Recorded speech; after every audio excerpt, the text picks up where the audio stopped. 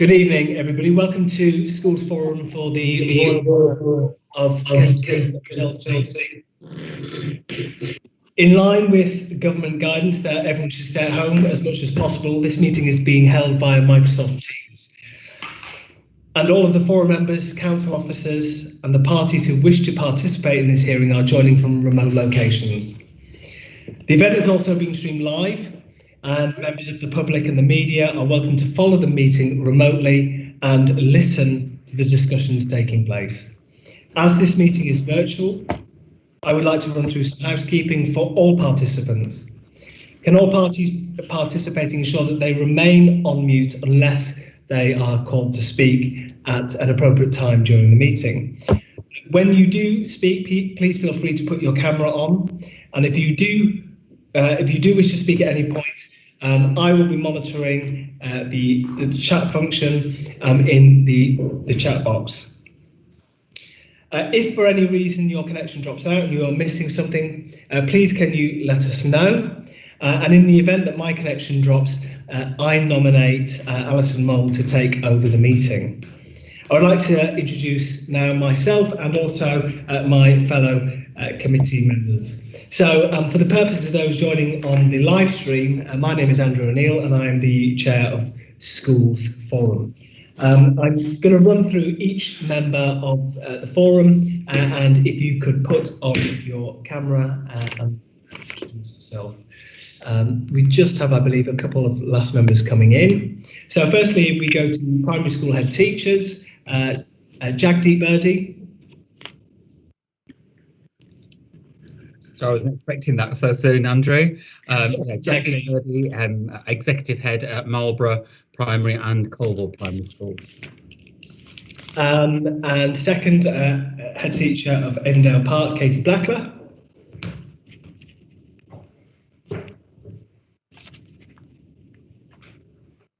Okay, Catherine, could you note that I haven't seen Katie join just yet. Sarah Bouette at St Thomas's CB. Hello, I'm here. Hi, Sarah. David Sellens from Thomas Jones. Hello, everybody. David Sellens from Thomas Jones. Kathleen Williams from Servite. Hi, Andrew. It's Kathleen. I'm here. Hi, Kathleen. And primary school governors, Peter Bassett from Avondale. I'm here. Good evening, Peter. Good evening. Alison Mole from Park Walk. Hi, present. And Chris Blewett from Oxford Gardens. Yes, here. Sorry, I don't know how to change my name on my thing. Morgan is my professional name. Yeah. Okay, no problem. From secondary schools, from maintained secondary schools, from St Thomas More Language College, is Kevin Jackson here? Oh, I see Kevin's name, so I assume he is here. Amanda Sayers, Chair of Governors at All Saints. Yes, present. From secondary academies, David Benson from Kensington Aldridge.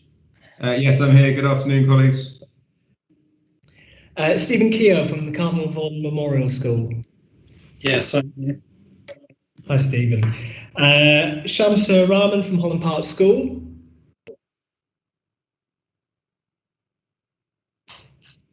No, Catherine, could you make a note there? I don't think Shamsur's joined at this point. From Chelsea Academy, Mariella Ardron. Good evening. Hi, Mariella. From the special school, the Chelsea Community Hospital School, is Jeanette Steele.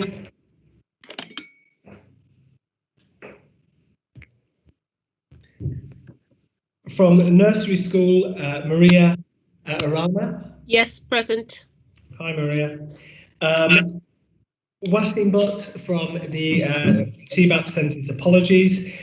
From non-schools, councillors, is Councillor Robert Atkinson here? I'm here. Good evening, Councillor. Councillor Aretti? I'm here, Chairman. Good evening. And Councillor Evans? I am here, thank you. Good evening. From the PVI Forum, Kitty Mason? Present. Good evening, everyone. Good evening. And from the 14 to 19 partnership, we still have a vacancy for a place on the forum there. Okay, firstly, we move to agenda item A1. We've only had one formal apology for absence, and that was from Wassingbut at TBAP. Item A2, declarations of interest. Do any of the other members have any declarations to make at this point?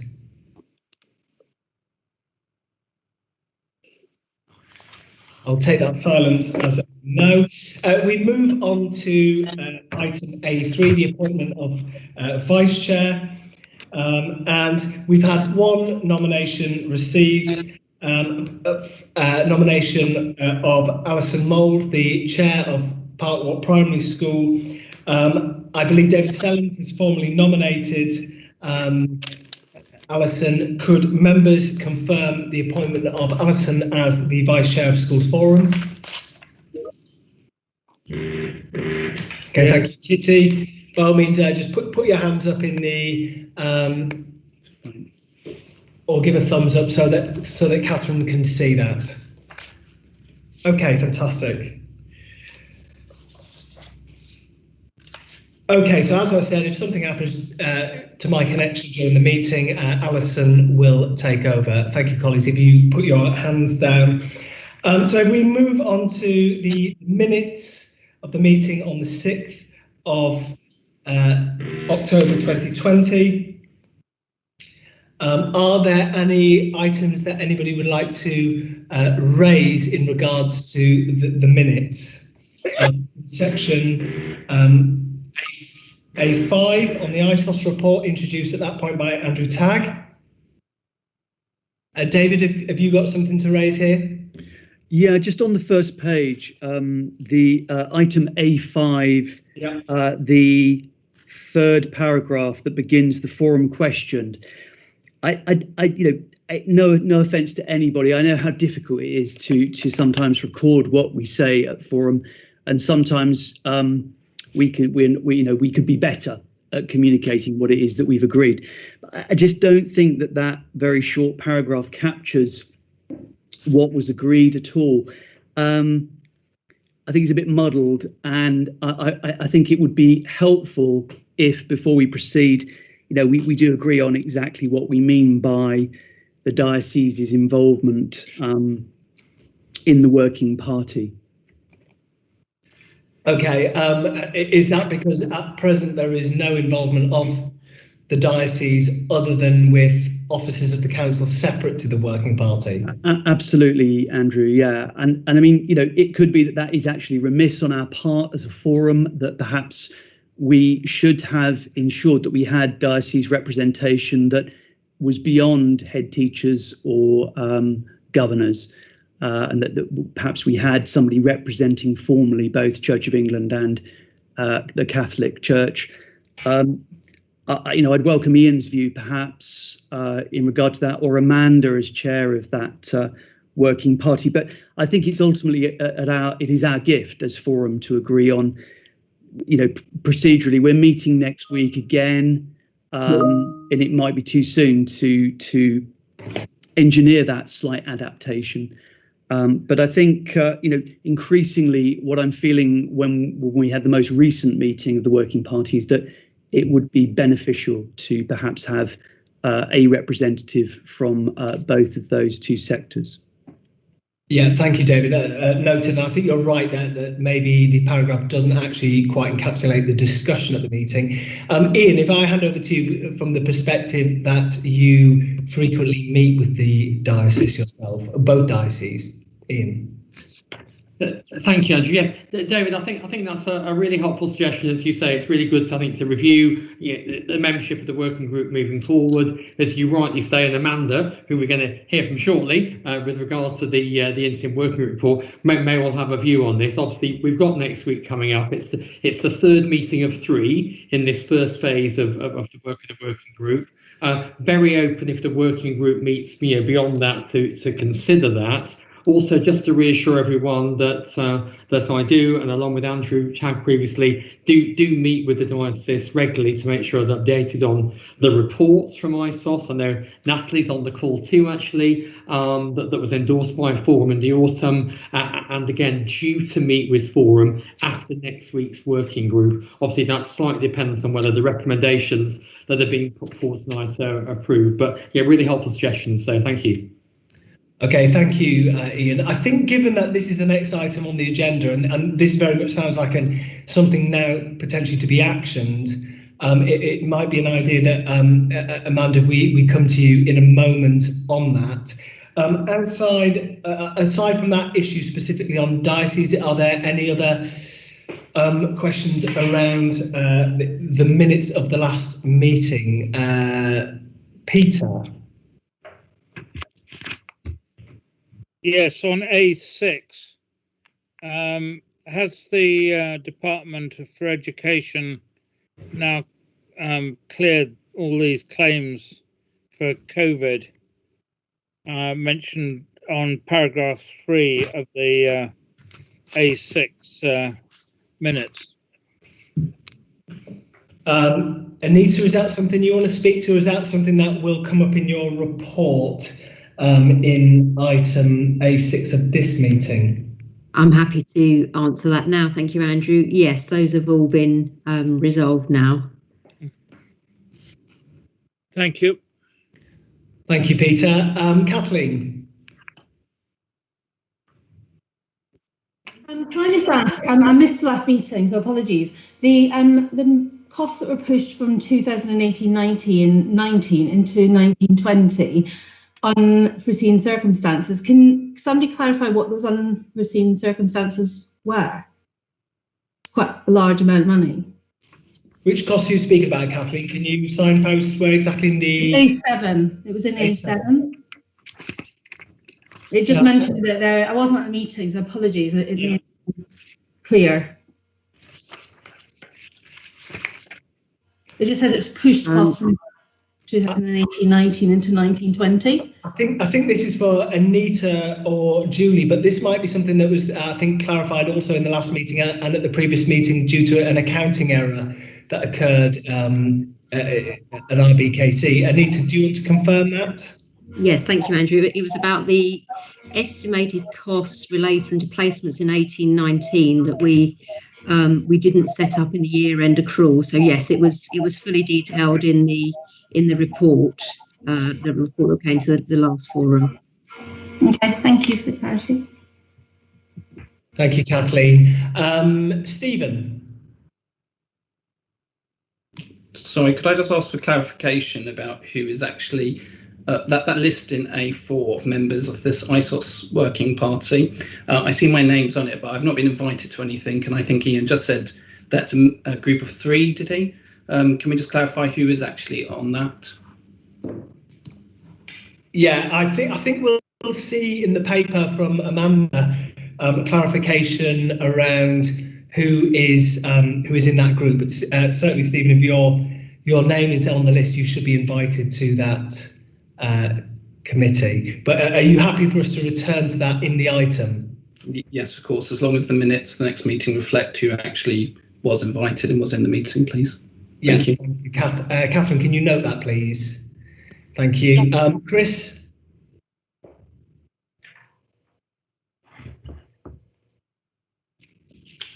Chris, you've got your hand up?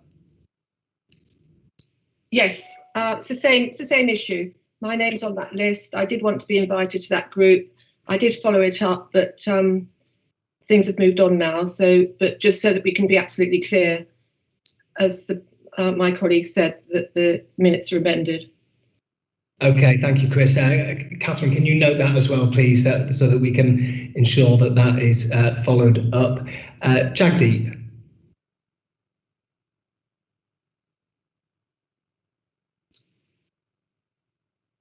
Sorry, Andrew, my hand is up from voting. Okay, you just want to keep voting. I think there's a couple of hands that might be still up from voting, so please could we just double check? And Kitty? Mine is exactly the same. I'm on the list and haven't been invited. Also, I'm down as attending the last meeting, and I'm sorry I wasn't present. So both of those are need to be amended. Okay, thank you, Kitty. That's very useful. Amanda.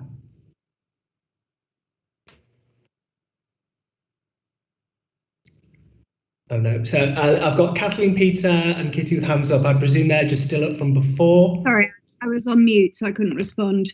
My hand was actually up because I had a point about the minutes, but I'll get to that in a second. Just coming back to the minutes reflecting the memberships of the group, those weren't the names that were read out at the beginning of the first working group meeting as being involved. Therefore, they didn't get invitations. So the minutes in one or other place have gone awry. I mean, I do remember the discussion at the last forum was a lot of people volunteered, and it was then decided in the last forum there were too many and the number was reduced. But the final members I took to be the ones that I was given by the local authority in the first meeting. And then secondly, the point I wanted to make about the minutes was and it was something you sent around, Chair, which was regarding the third option on the dedicated schools grant. We just should have amend the minutes in A8 to reflect that was actually agreed. Yes, thank you. I mean, it says to review updated figures, which probably needs a little bit more clarity in those minutes. So thank you, Amanda. Ian. Just to add to Amanda's point, Andrew, and apologies to colleagues if there's an inconsistency between the minutes and then the invitees to the first working group. I've just kind of taken on the role as lead director going into the third meeting next week, but very happy when we speak about the report shortly to address that. And just to add, those three colleagues, if they still wanted to come, you're very welcome to come to the third and final meeting of the working group in this phase, and we can organise that. I'm obviously saying that in liaison with our chair, Amanda, so apologies for any confusion. Thank you, Ian. And also, Chris, you've got your hand back up again. Is this also to that? Yes, just to be clear, I think I was made the point at the last meeting that actually we couldn't have too many on that group because otherwise there'd be no remaining committee members to scrutinise the work of that group. But I don't think I said that should be me not on that group. But just to be clear, that I think that was the point I made, not anything else. Okay, thanks. Yeah, thank you, Chris. And David had his hand up and went back down. Amanda? Oh, sorry, just responding to that point about that was exactly right. It was the oversight. I'm looking at the list of attendees at Forum, and we're going to have virtually everybody at Forum on that working group, which may be well how we wish to have it, but it just needs to be borne in mind. Okay, that's a good point. Thank you, Amanda. So perhaps when we get into the item, which I think we should move on to, which is actually, before I do that, just item on A4, the minutes of the meeting on 6th of October being circulated, and is it your wish, Forum members, with the amendments as proposed, that they will be signed as a correct record? Means put your hands up and put them back down fairly shortly afterwards. Otherwise, I'm going to think you're asking a question. Okay, great. Thank you, everybody. I can see hands going up. Thank you. So we move on to item A5. This is the strategic working group update on primary school capacity and school budget planning. I'm going to hand over to Amanda, who is going to speak to this report, and I also believe that Ian will also be answering some questions. So, Amanda, over to you. Okay, well, obviously, as always, I'll work on the assumption that everybody's read the report, but I will just highlight a couple of things. Well, firstly, obviously, membership will come on to. Progress since October. So we were tasked by the Forum to develop the process and methodology, with the clear brief being around the risks to schools, assessing the risk to schools, mitigating factors.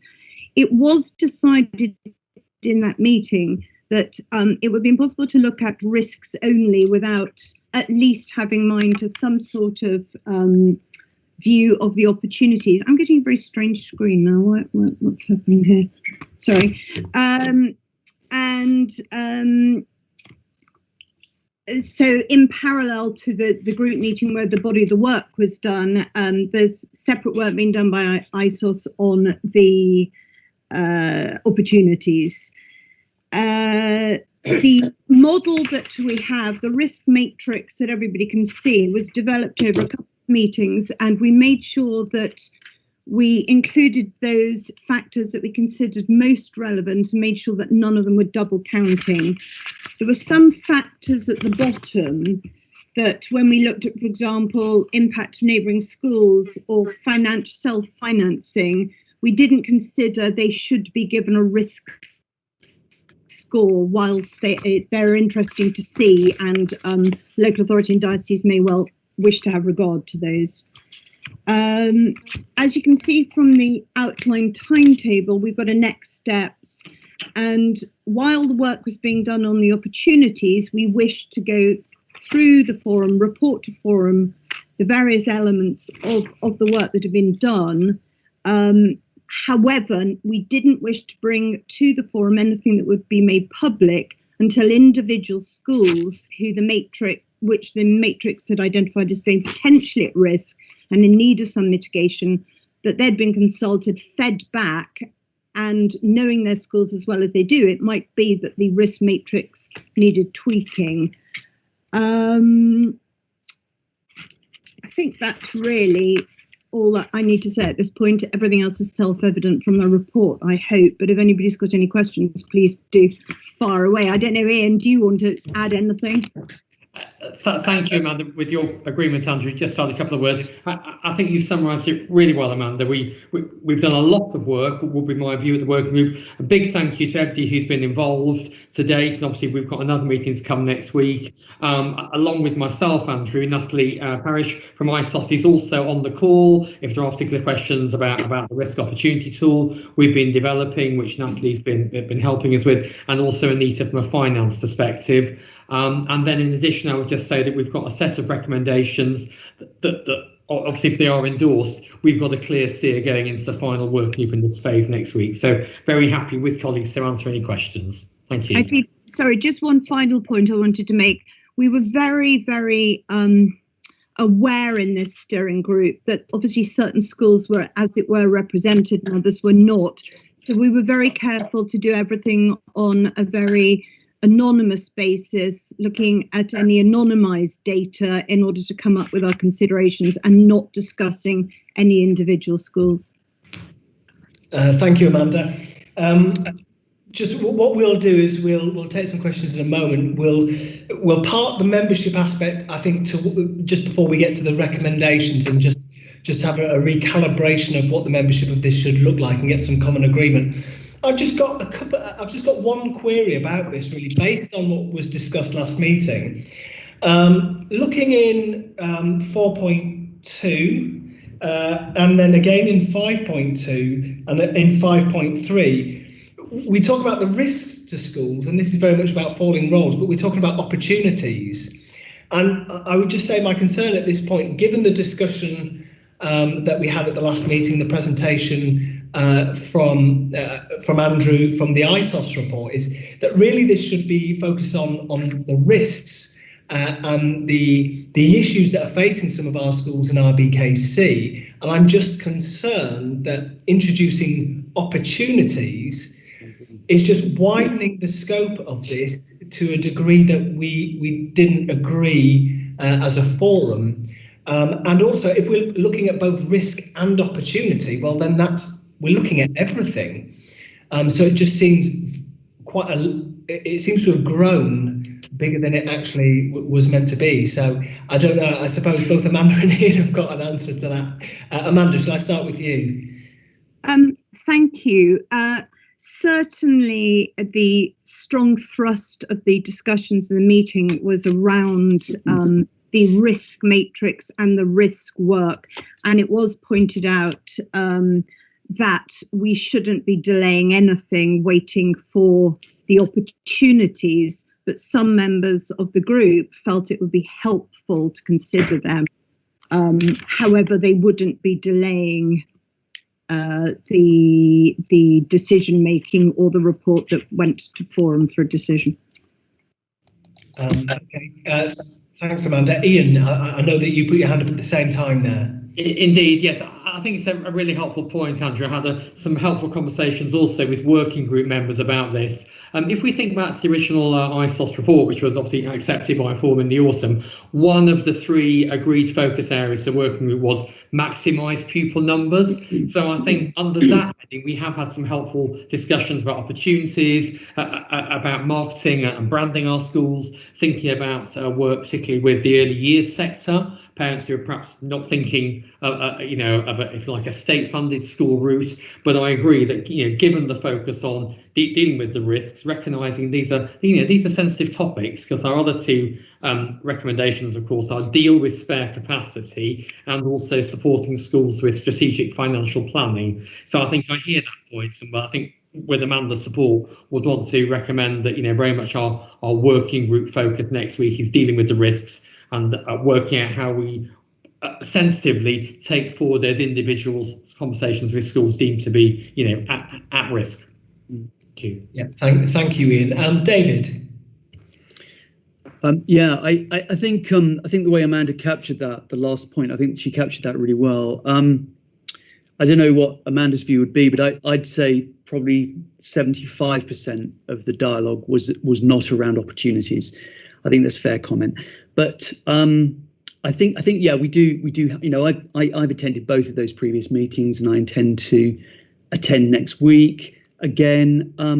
But I think we have to be quite sober and quite cautious about not allowing ourselves to go down the rabbit hole and go off in a different direction. And I think there is a valid piece of work that the borough does need to execute at some point to look at the much bigger future of the borough over the next 10 to 20 years and beyond.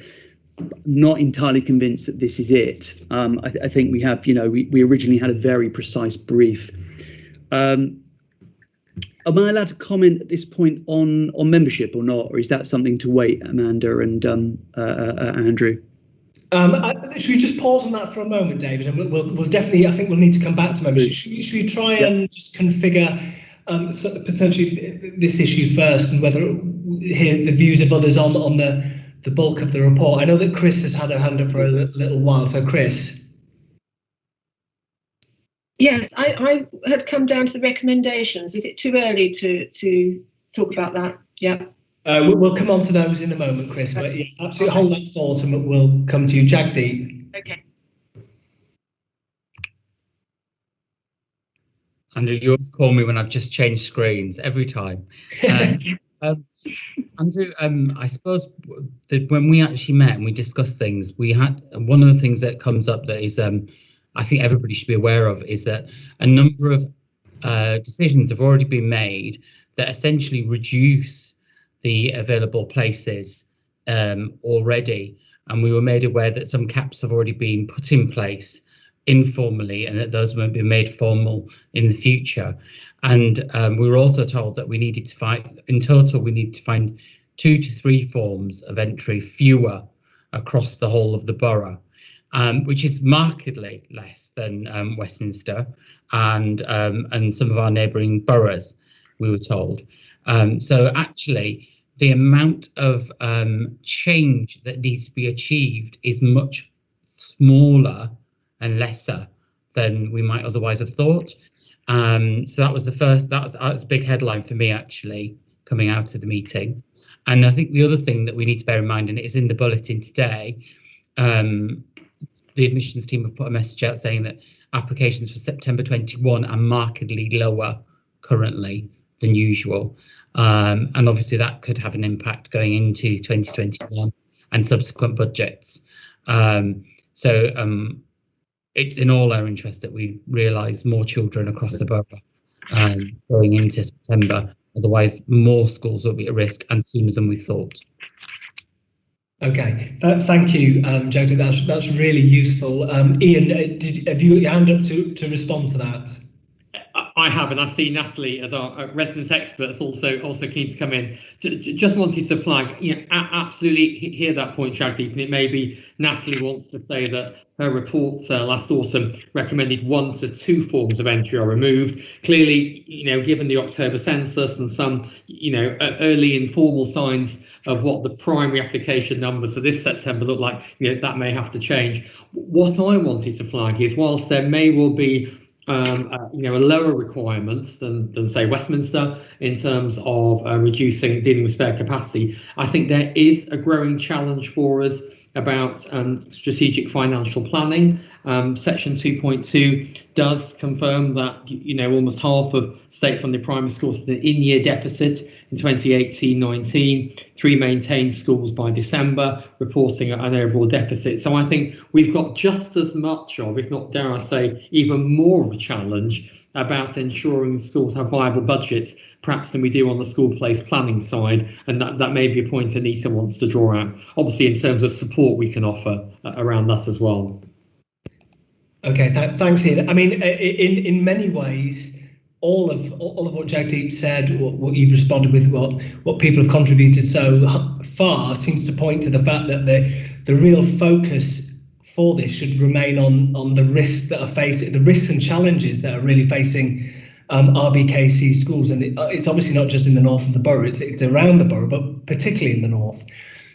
So I think that my concern would just be that looking at the opportunities as a potential to distract from actually what is a very, very complex and intricate piece of work to understand what is going on and what the solutions to it will be. Natalie, do you want to come in at this point?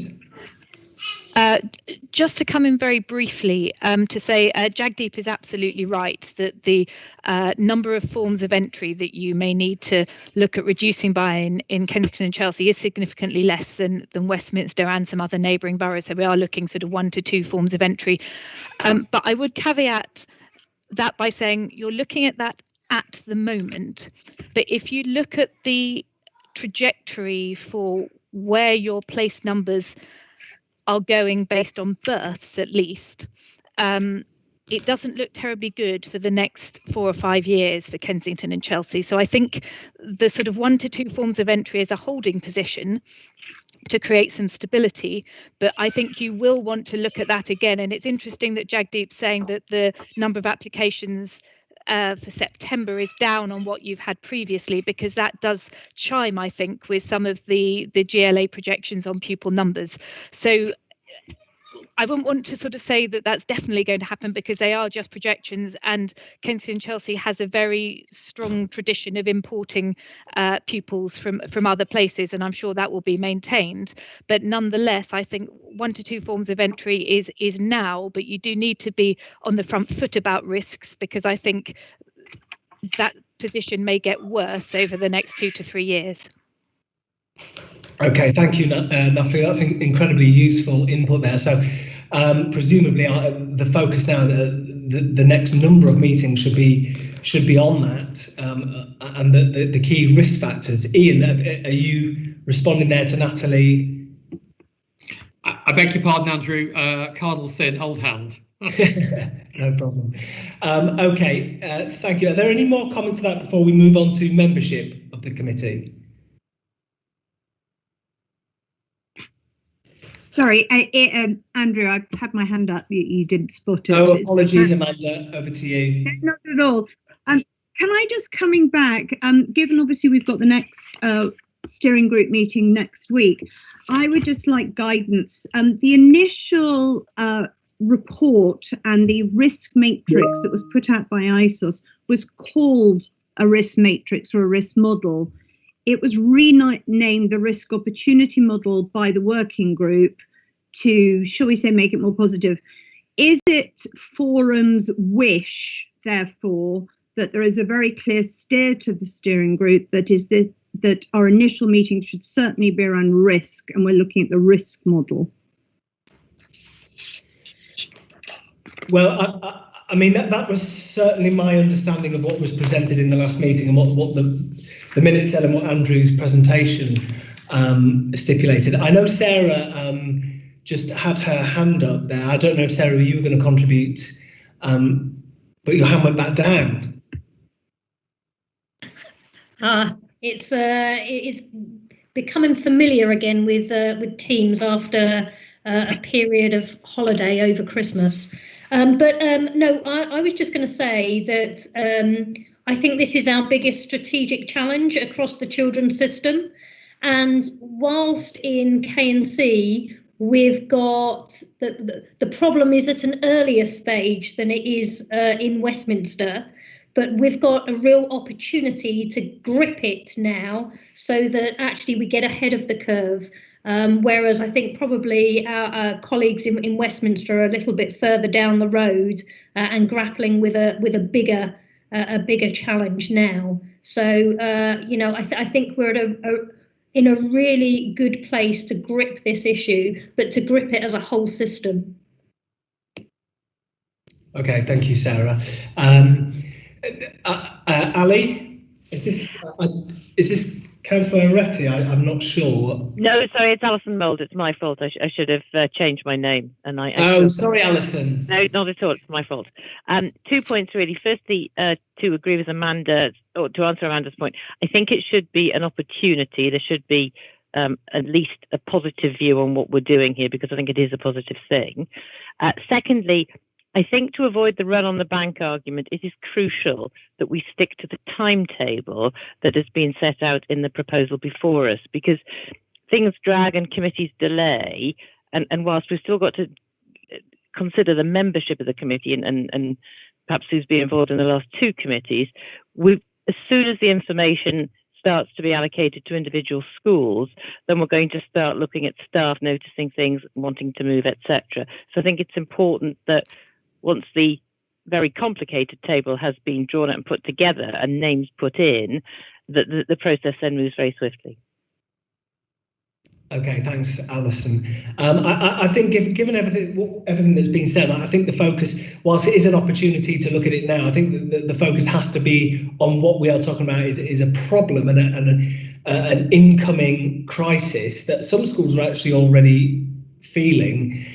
So it is about mitigating those risks.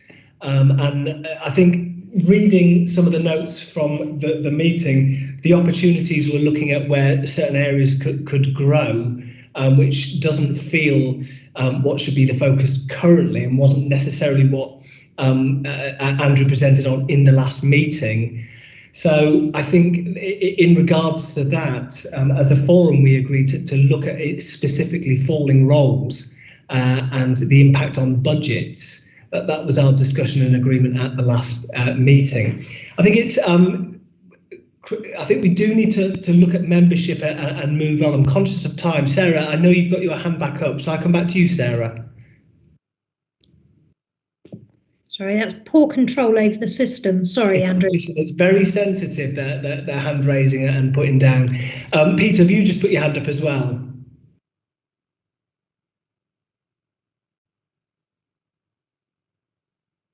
Okay, so I think we should go on to membership, because I know that the committee is forum heavy. I know that David, you asked for us to come back to you at the point that we talk about membership. So David, what was your point on membership? Yeah, I mean, I'd welcome Amanda's view as chair of that working party. I mean, I felt it was about right, to be honest, the numbers, and I do agree with her. I think if it's too laden with too many people, I think it could actually add an unhelpful dynamic. But I do think it's really unfortunate, because the colleagues who expressed their interest originally, for one reason or another, it didn't quite work in terms of them being invited. So I can actually see, from their point of view that there might be a sense of frustration there. I mean, if everybody attends, it's about, I think there's about sort of, I don't know, between 10 and 15 people who attended the last meeting, including officers. And that did feel about the right number, certainly. And I felt it was both the meetings. I agree with Ian's comment earlier. They've both been very constructive, and we've managed to achieve a great deal against the odds in a very short period of time. So that would be my recommendation. Thank you, David. I mean, I think there is a good point that Amanda made that we did agree at the last meeting around it not just being forum version 2, that there are a significant number of other schools, primary and secondary in the borough, who don't attend forum, and probably would welcome the opportunity to be on this, and it's something we should potentially consider. One thing that is noticeable is that the absence of secondary colleagues, and this is, I know the problem is hitting the primary sector at present, but it is one that's going to be felt by the secondary sector, and it is one potentially that secondary colleagues could potentially offer some kind of support, and I don't know what necessarily. And there's certainly an absence there. Stephen, I see you've got your hand up perfectly there from the secondary perspective. Well, my name was on the list originally, but I suppose I'm sitting here listening to the fact that we need strategic financial planning, that we've got at least 4 or 5 years of declining numbers at primary school. We lost 114 children out of the primary sector last year, and it's going to continue. And in the secondary, we've got the opposite. We've got growing numbers for the next 5 years, and it's not just in Kensington and Chelsea. It appears to be in every authority across London. So this is a long-term problem, which it feels a bit like we're having a short-term view over. And certainly looking at those members who are sitting on it, it does seem to be rather north heavy, if I may say so, and this is a problem that is going to be, and others have said, across the borough. So I just wonder how we're going to, come to some resolution as to how we come up with ideas. Not necessarily, the word opportunities doesn't seem to be liked, but it is more than just risk. It is, if we identify the risk, how are we going to do something about that, either as a temporary basis or a long-term basis, to protect these schools for when pupil numbers increase in 6 or 7 years' time. Okay, thank you, Stephen. Ian, over to you. I think, Andrew, we're getting a really clear steer about the focus of the work, which I'm sure is helpful for Amanda too, going into next week's final meeting in this phase. And whilst I wouldn't want to suggest that anybody is denied access to the work group if they'd like to attend based on what was in the minutes last time round, I'm hopeful that, and obviously we wait for next week's working group discussion, that actually the working group, maybe after a pause, may start to meet again, perhaps after Easter. Obviously, we need, if the recommendations supported, that we take forward conversations, individual schools, head teachers, chairs of governors. We need some time for that to work through, but it might be good to bring a report back from that piece of work just after Easter. Maybe that's the time to review and refresh the membership of the working group. That's just a thought, if that's helpful. Yeah, Ian, I think we could spend quite a long time talking about who's going to be on it and who's not, and I don't think this is the meeting to do that. So I think if next week when the working party meet, if you could just relook at that and ensure that we do have a decent cross section across the borough of different phases, of different geographical locations, so it does feel representative. David. Mr. Benson, sorry. Just to say, I mean, if there is a view collectively that having secondary representation on the group could be helpful, then at a particular time in the future, then I would be happy to join the group and learn more about the debates. Thank you, David. Jagdeep. I was ready this time. Okay, so you talked about, I suppose, we turned opportunities into a dirty word by accident, I imagine, really. I think one member was particularly wanting to talk about that because some schools over the last few years, and even currently in the primary sector, and including your own school, Andrew, are growing at this time. And there's reasons for why you're growing and other schools have grown. And it's about actually how can that be replicated by other schools when actually 50% of the pupils in the area in primary education go to private.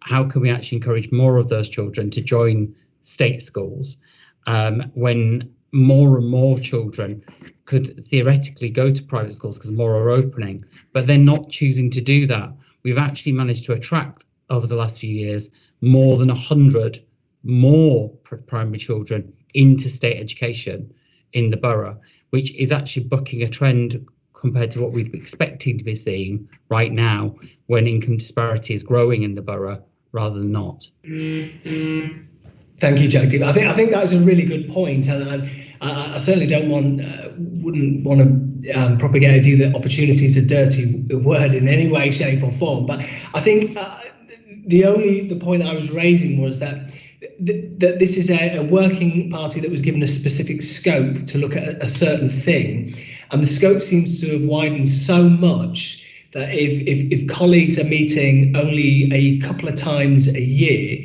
that the delivering on anything or delivering any key tangible recommendations becomes less likely if we widen the scope. And that was just my biggest concern in regards to that. Obviously, we have colleagues in the council, local authority, and obviously on forum we see where opportunities arise,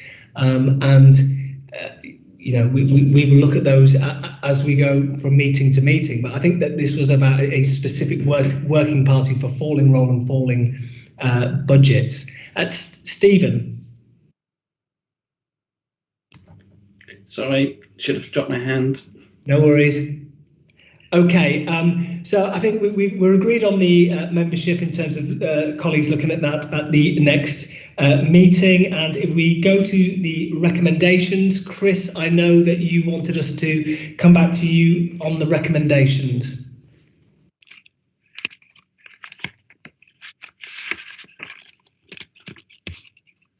Chris, are you there? Sorry, not got a very good network. I just wanted to unpick 7.1.2 in relation to delegation of final sign-off for risk opportunity model. Once the outcomes of its application of the risk opportunity tool to individual schools have been considered, I feel naturally sort of anxious about that being delegated. I don't know why. I think that comes back to what I said at the last meeting, was that, you know, if everybody's on the group, there's nobody to scrutinise it, and I think that's such a key thing that I would expect that, I would wish for that to come back to the committee for sign off. Can I just check? Are you suggesting that it comes back from the working party to forum for sign off?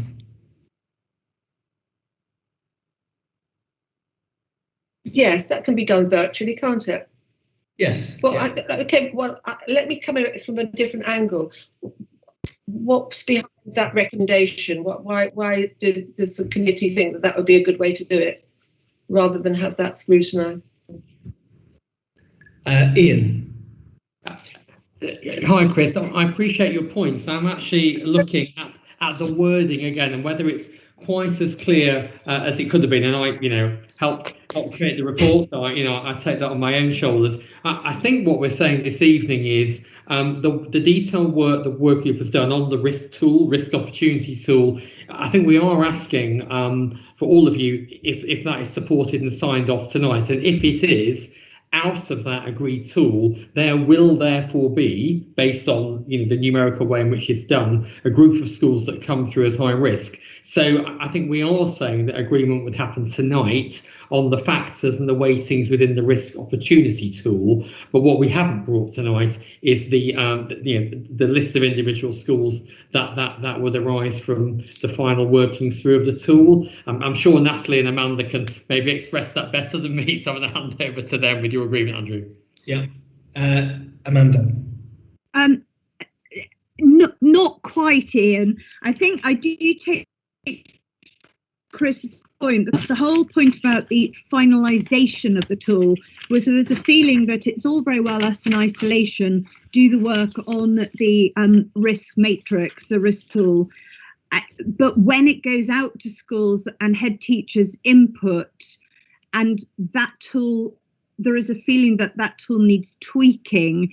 The reason why it was going to be delegated was obviously to be able to move it forward and not have it stymied by having to wait for a schools forum oversight of that. But I do think it's not being finally signed off here tonight was the thinking in the working group, just says not to mislead anybody.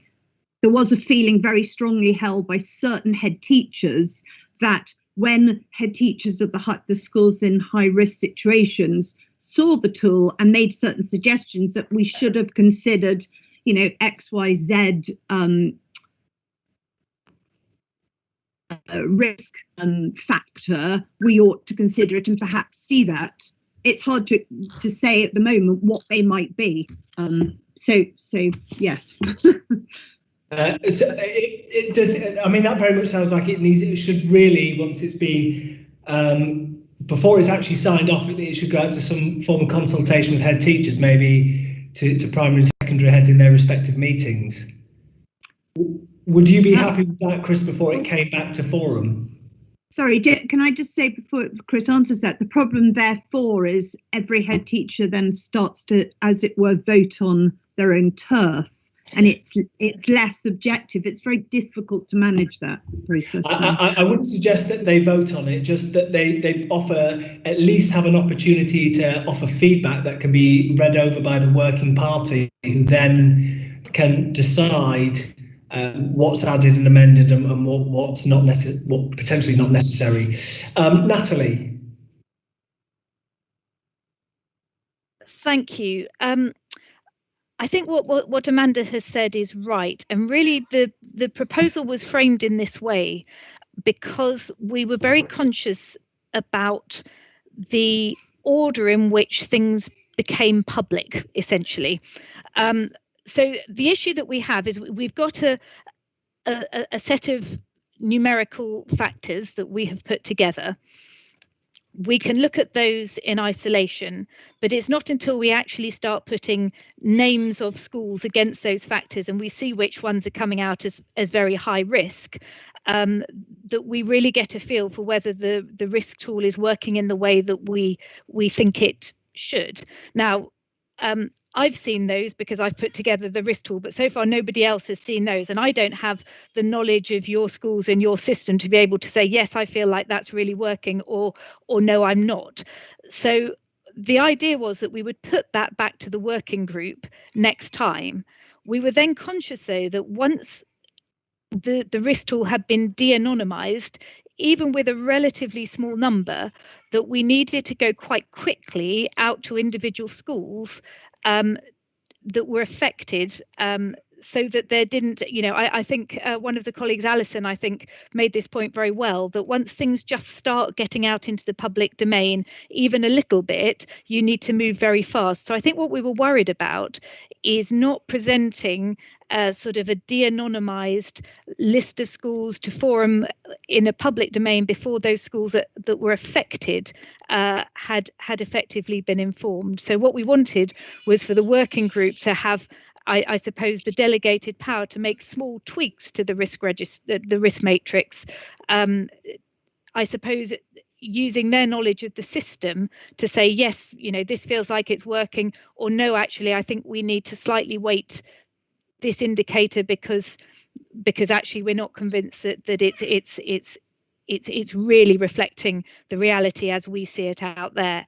Now, I do think that in going out to individual schools, that will also give us an opportunity to, as Amanda says, reflect on their views and take into account some of their ideas about how it might be refined. And maybe after we've had those conversations, that could be the opportunity to bring it back to forum. But I guess we need to be able to have those conversations with affected schools, with those that are coming up as high risk, before something gets put in the public domain. Otherwise, I think you just risk a sort of spiraling unhelpful conversations about, this school is high risk before that school's even had a chance to scrutinise the information. Yeah. Okay. Can I say that makes absolutely perfect sense to me? Perfect sense. Thank you. The only thing I would say over and above that is somebody mentioned, I can't remember who it was, that we need to give the opportunities for individual school head teachers to feedback on the nature, on that risk assessment. And playing devil's advocate, why would we do that when we've gone to all this effort to actually have a completely sort of objective risk assessment, to then have the waters muddied? And we would all do it, I guess, if we were head teachers, to try and, because you have an interest, you have a passion. So so thank you, Natalie. That makes perfect sense to me. And the only other thing I'd say is, we need to think quite carefully about what weighting we would give to any feedback from the individual schools, because as I said, well, I've said it. Yes. Thank you. Okay, thank you, Ian. I think they're all really helpful points. I'm continuing to reflect on the wording of 7.1.2, but take your point, Chris. I suppose Natalie's exactly right. The working group's been in the detail of this over two, fairly detailed meetings so far, and we did want to give them the chance to say, well, actually, we looked at the anonymised list of at-risk schools last time. We are going to look at a de-anonymised list, and we did want the working group, the system, if you like, to give us some feedback on that. But actually, we do then want to get onto those conversations with individual schools. A couple of colleagues have said that timing is really key here. Sarah has flagged that we're slightly ahead of the game in terms of how we might grip this. And I suppose what I would say is that when we present the risk tool to a head teacher, chair of governors, the key question we're asking is, does this assessment match your own and the work you were doing as a governing body? And what mitigations perhaps are you already putting in place we're not aware of on the working group that help you to de-risk it? So for me, it's very much about moving on to a conversation about the mitigations that either individual governing bodies are putting in place, perhaps with the diocese, perhaps with the local authority, that we can assist with, so we can bring a report back in due course to forum. Thank you. Thank you, Ian. I think it's probably just about time to move on. David, I see you just put your hand up. Do you have a point? Oh, yeah. I just echo what Ian just said. There is an imperative here in regard to timing. We really do need to shift with this. The sooner that those heads and chairs of governors in those particular schools are informed, the better. One would hope that there would possibly be a match between expectation and then what is informed. There are some elements, within the rubric that Natalie has devised, where possibly there are some subjective elements. One person's perception of something is not the same as something that's measurable. Academic outcomes, for example, attendance figures, things like this. But there are a couple of elements within the rubric that are ever so slightly open to sort of debate about, well, is it this or is it that? But that's the kind of dialogue that would take place. The only other thing that hasn't been mentioned is who, and that's something we still didn't really get onto in terms of who will communicate that information. I'm assuming it will be an officer. I'm assuming it will be a senior officer who will, in the first instance anyway, communicate that to the schools. And then we haven't really had a final decision about who will be the individual or group of people who will have that engagement with the schools to discuss the content of the findings. Thank you, David. I presume this will be in Ian's gift to decide, working with his team, how he's going to communicate that and work on that internally, working with Sarah. Ian. Yes, I'm aware, Andrew, your challenge around the timing, that we don't want this meeting to become, a working group meeting. Yeah. I very much, as I did at the last working group, to take a steer and get views at the final working group next week about who should be involved in those conversations. But yes, as the lead director, I'm happy to lead them. If there's more of a budget challenge, it may well be that Anita is the colleague that joins me. If it's more about school places, perhaps Wendy. But if a governing body wanted a full presentation from ISOS to understand how the risk tools come together, maybe that we'd invite Natalie to join us. So I think we're up for a flexible approach.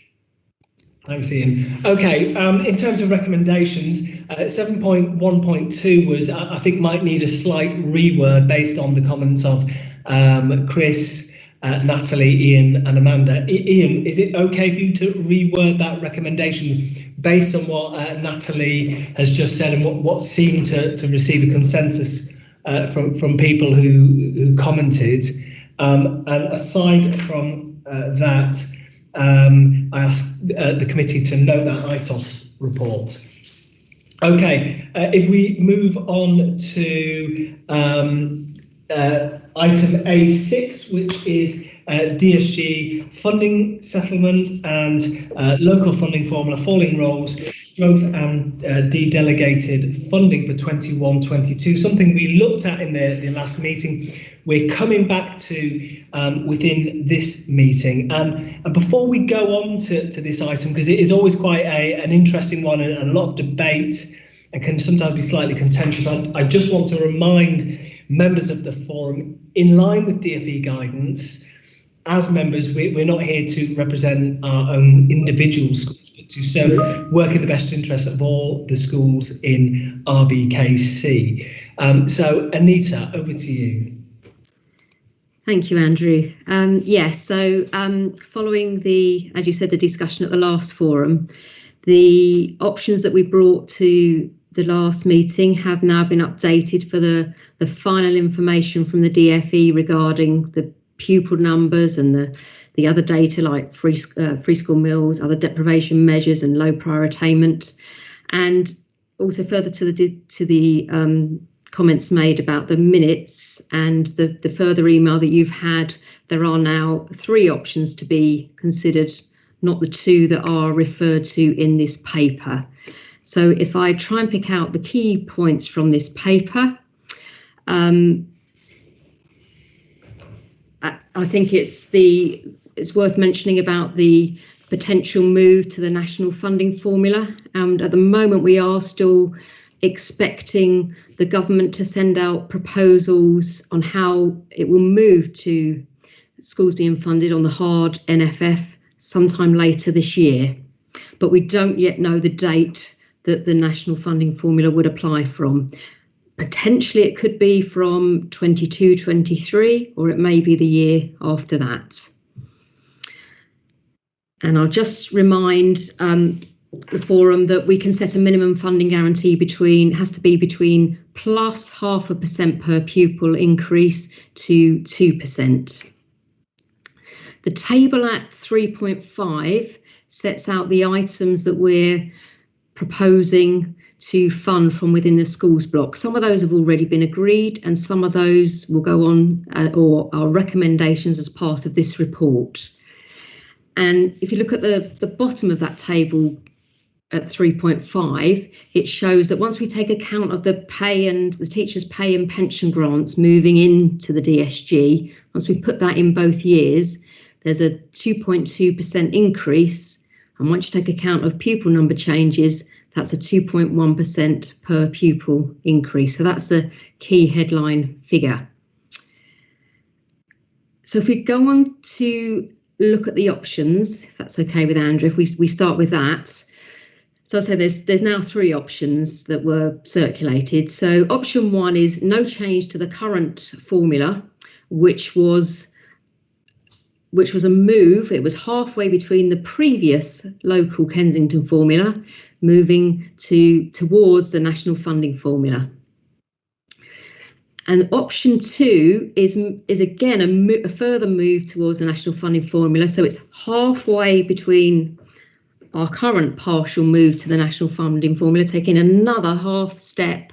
So in other words, 3/4 of a way to the national funding formula from where we were, and it would and the balancing figure becomes the minimum funding guarantee, and that's at plus 0.93% per pupil compared to the current year. The option 3 is halfway between those 2 options, and again with the minimum funding guarantee as the balancing figure. So it's a lower minimum funding guarantee percentage. Do you want me to carry on going through the paper, or do you want to do we want to pause and talk about those options?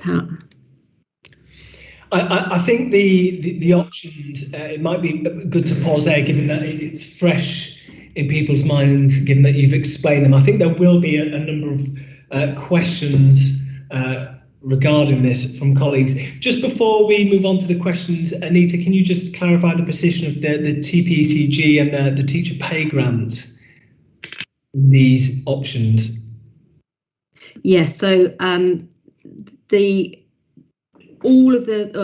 funding that's been received into the DSG, which is the figure of 3,165,000, that has been added into the ORPU in the options. So that's in line with the DFE guidance, so that there's not a different treatment of those within the options. And we're happy that that includes the funding that should be in there compared to what those grants should be funding. Okay, thanks, Anita. I know that was a point raised before, but it's just a reminder that they won't be additional grants that come in separately. They will come in through the DSG. Questions from colleagues. Lucian. Good evening, all. Just a point of clarity on paragraph 4.2. It states the RBKC MFG was set as minus 1.84 per pupil last year. It was actually a positive. It was 1.84%, not minus 1.84%. Thank you. Thank you. Well, good spot, Lucian. Well done. David, over to you. Yeah, I mean, I'm sure I'm not the only one who recalls the October meeting where there were just the two options on the table at that time, of course, and we were unanimous as a group that we supported option 2 at that time. Certainly my stance is no different today than it was in October, and that is not in any shape or form because it benefits my own school.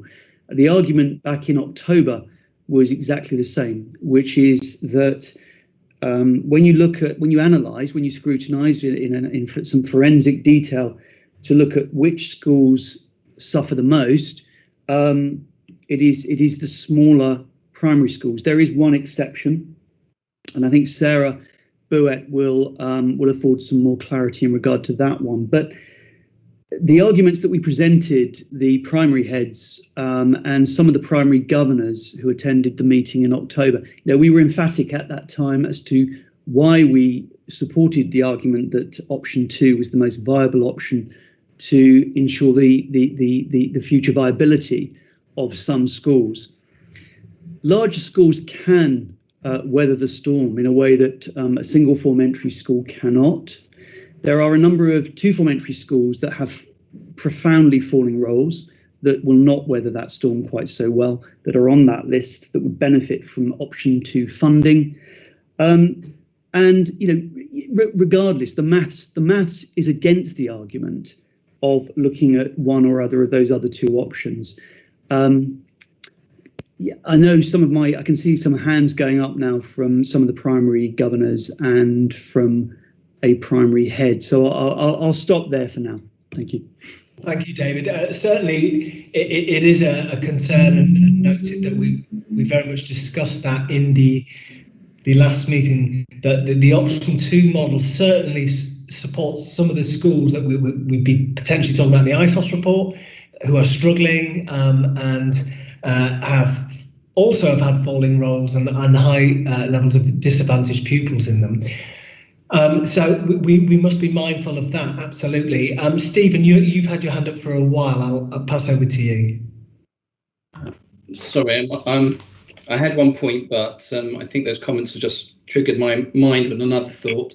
I'd probably just say for those secondary schools or larger schools that are expanding, having a cut in funding or not getting as much as we might otherwise do at time of growth means that we won't have the funds to help that growth. So it's an equal and opposite argument, I guess, to small schools with falling roles. I would also hope that Anita will confirm that those schools with falling roles will actually get additional funding anyway from the Growth and Falling Roles grant, which would help them in the short term.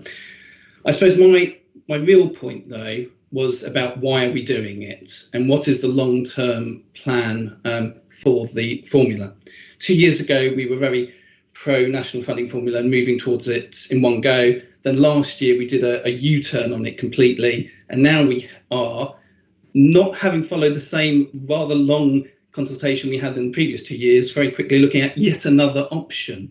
And I suppose I'd like to know what the strategic aim is behind that decision to look at that. And if it is to move to the national funding formula, why would we do it when there's still a consultation about to come out for the national funding formula and we don't actually know what it's going to be and when it's going to be implemented? And I suppose I might put Anita on the spot here, but actually, which option safeguards the amount of funding coming into the authority, which will then help schools?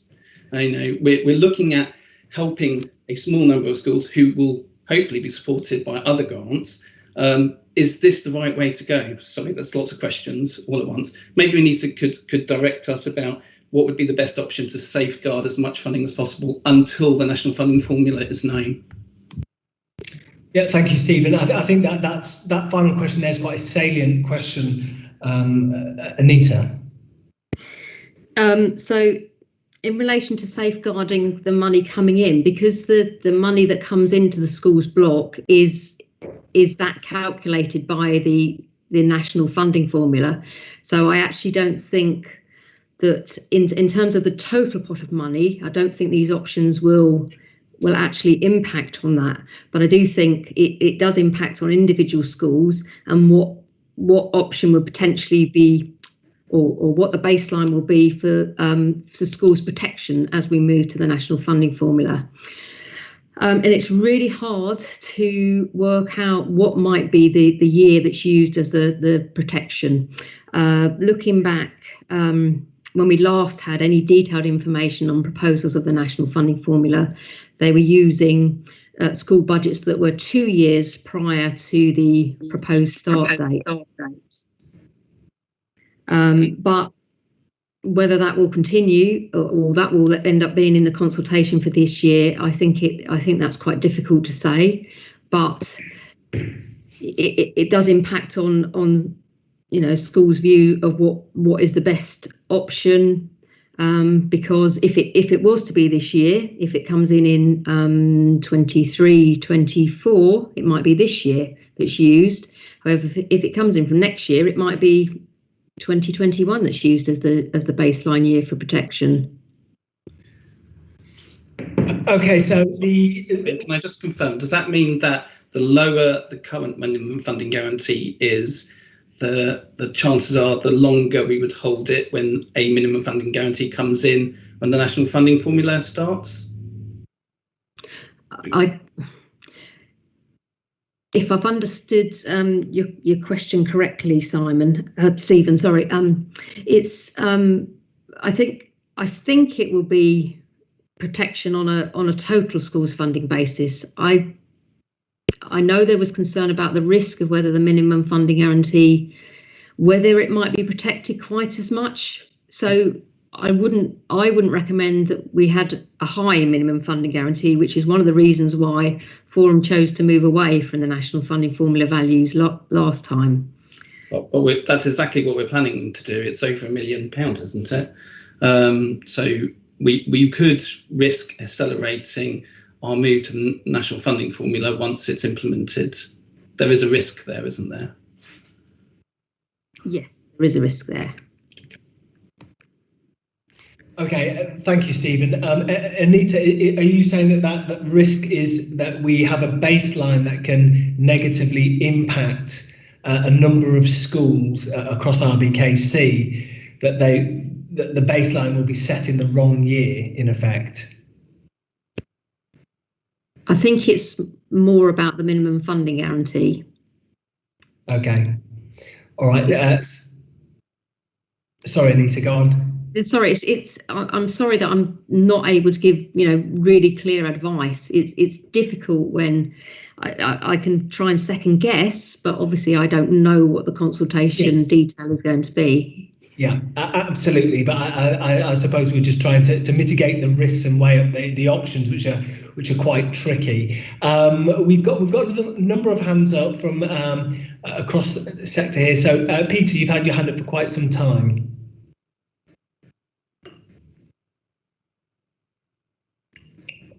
Peter, you there?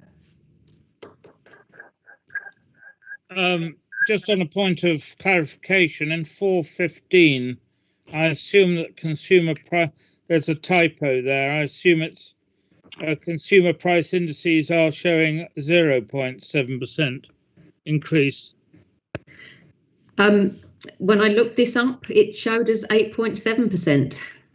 Oh, okay. Well, I'll take your word for it. I just wanted to echo David on the main point. I won't repeat it, but I'm for option 2. There are 2 other technical points. The previous speaker, sorry, I lost his name, was talking about falling roles. Well, inserts or padding. Well, there isn't much actually in the falling roles budget, and it only comes in after a 5% fall in numbers. So if you look at, I think it's Appendix C, Table C, you'll find that actually there's not much money at all going round. And the second point is if 1 and to a lesser extent 3 are chosen, there are going to be a huge number or a significant number of redundancies in the affected schools, and you ought to increase the redundancy or restructuring budget accordingly before we agree these figures. Thank you. Anita, do you have any comment on that? I think that if there's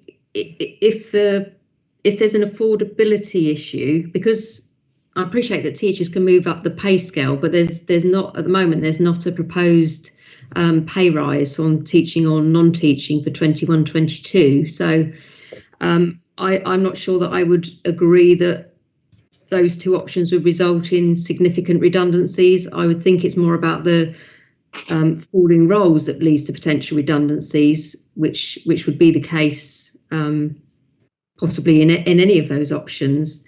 And obviously any falling roles fund that we agree on has got to be affordable because it is coming out of the total pot of funding that's available for schools.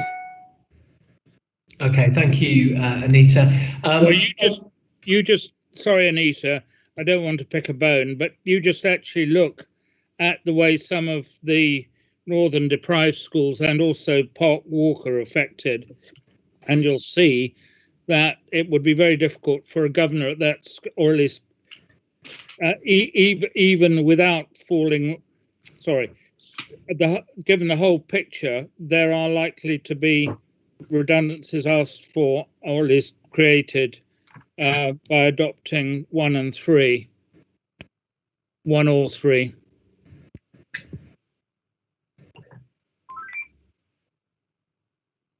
I suppose for some individual schools, I'm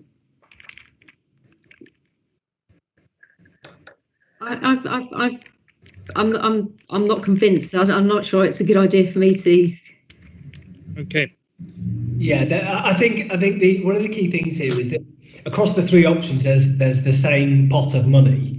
And whatever option we look in, there are going to be some winners and losers, and what we're picking the least worst option for that's the most equitable for all. That's what we need to try and do, and that's not easy, and it's divisive across sectors here, because you can quite clearly see that for certain sectors one of the options is far better, and for the other one is even better. So if we move on, I see Sarah's got her hand up. If we go to you, Sarah, and then to David Benson. So Sarah first.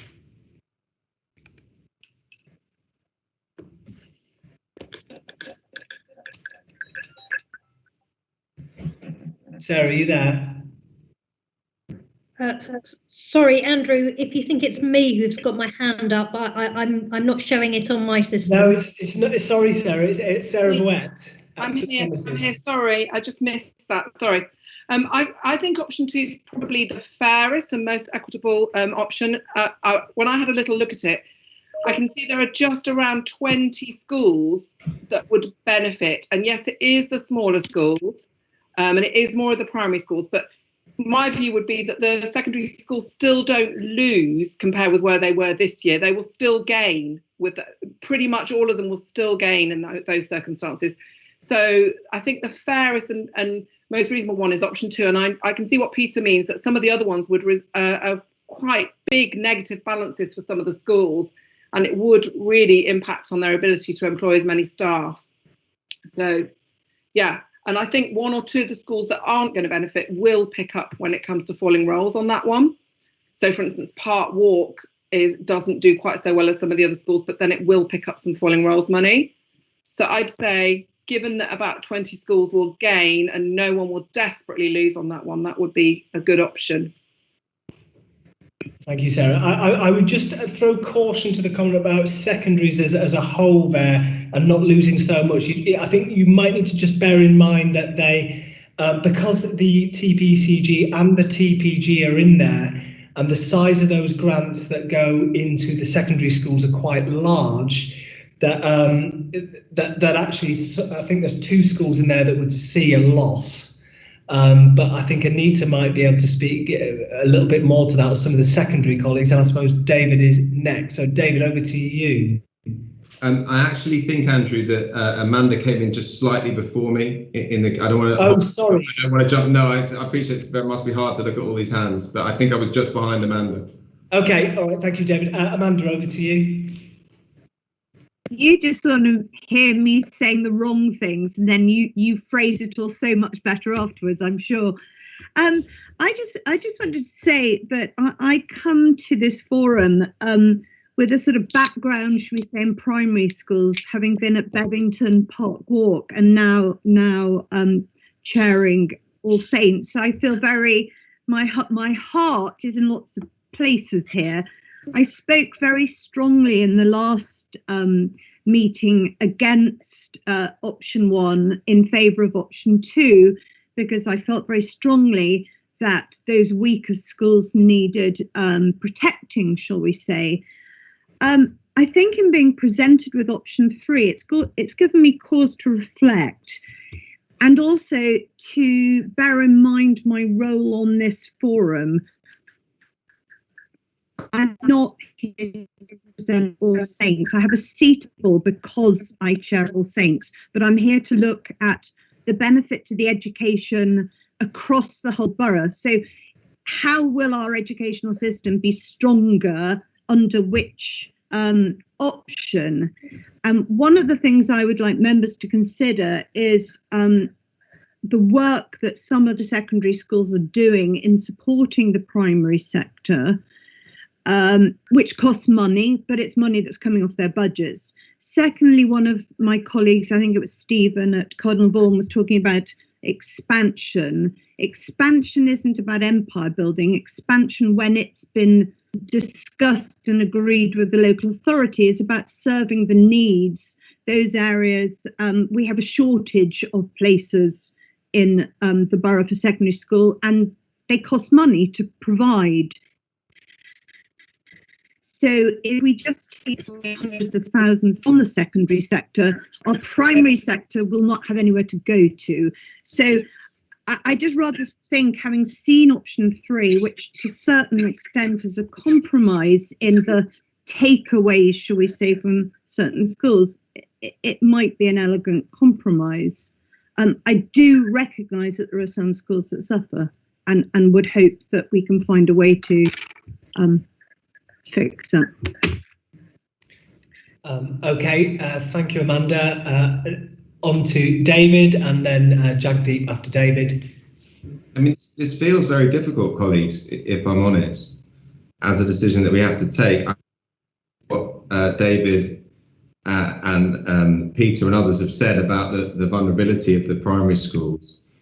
In terms of where the decision's being taken, my read of the papers is that it says it's agreed that the final decision regarding these options should be taken at the January 2021 meeting, and that is consistent with what we've done in other years. But I've looked at this quite carefully in preparing for this meeting, and if I may, I'm going to go through some of the things that stuck out to me. Of the models that we have, I have significant concerns about option 1 because, for example, Barlby has 74 grand less, that's £235 per student. Oxford Gardens 63k less, that's 222 less per student. Avondale 62k less, that's 183 less per student, and Thomas Jones 41 grand less, that's £200 less per student. So that feels very, very difficult. All 4 of those schools, by the way, are feeder primaries for my secondary school. And equally, I have real concerns about option 2. So, for example, Thomas More has 96 grand less, that's £151 less per student. Chelsea Academy has 114 grand less, it's £128 per student. And my school has 103k less, that's £104 less per student. So I take it that I understand that Peter's point about redundancies is being disputed, but let me be very clear. If I have 104k less in my budget next year, I will have to have fewer staff in order to plug that hole, and that will have an effect on the quality of education. It doesn't seem to me terribly clear about the introduction of the NFF, but what I have heard is that this year could be important as a baseline for future years. So actually, we're not just talking about this year, but we're talking about funding going forward. And we also have the issue of the grants on teacher pensions and additional pay coming in, which is a significant challenge. So I know that there are a lot of schools that are kind of in the middle of all these 3 options, but the point that I'm trying to make is that at the extremes, frankly, option 1 and option 2 feel quite difficult for some of these schools to accept, given the consequences.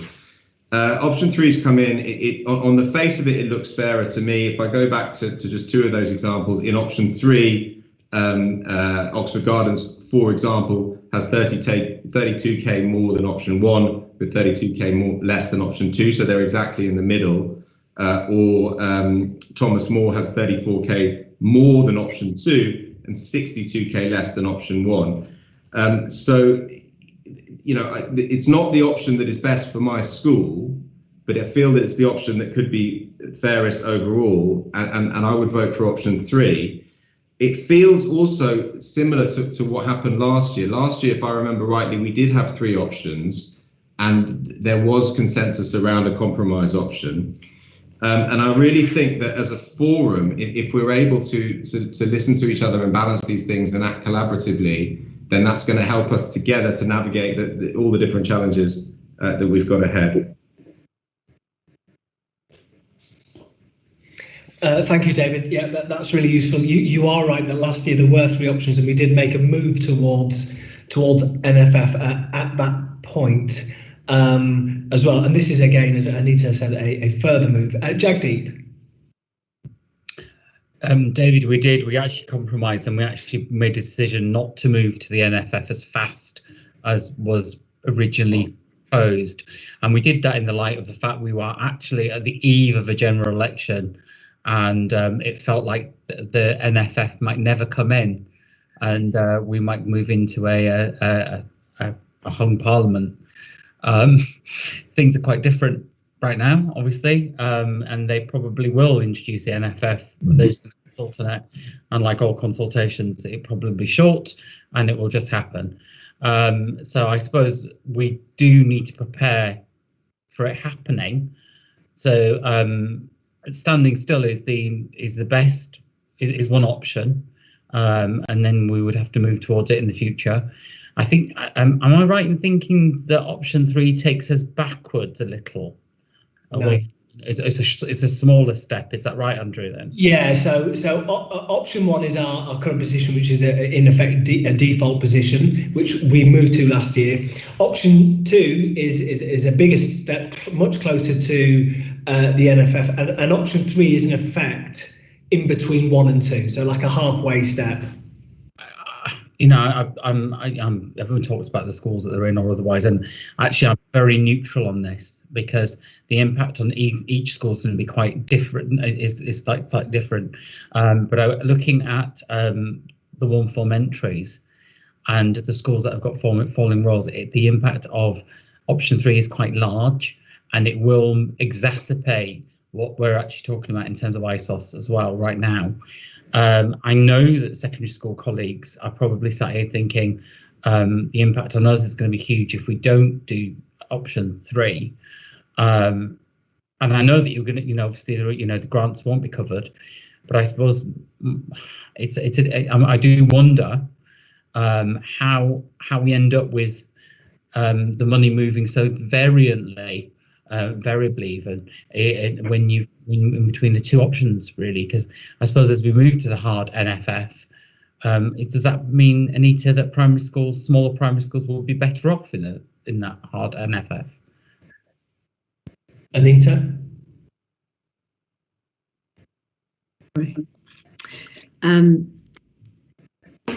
So the actual NFF values, factor values,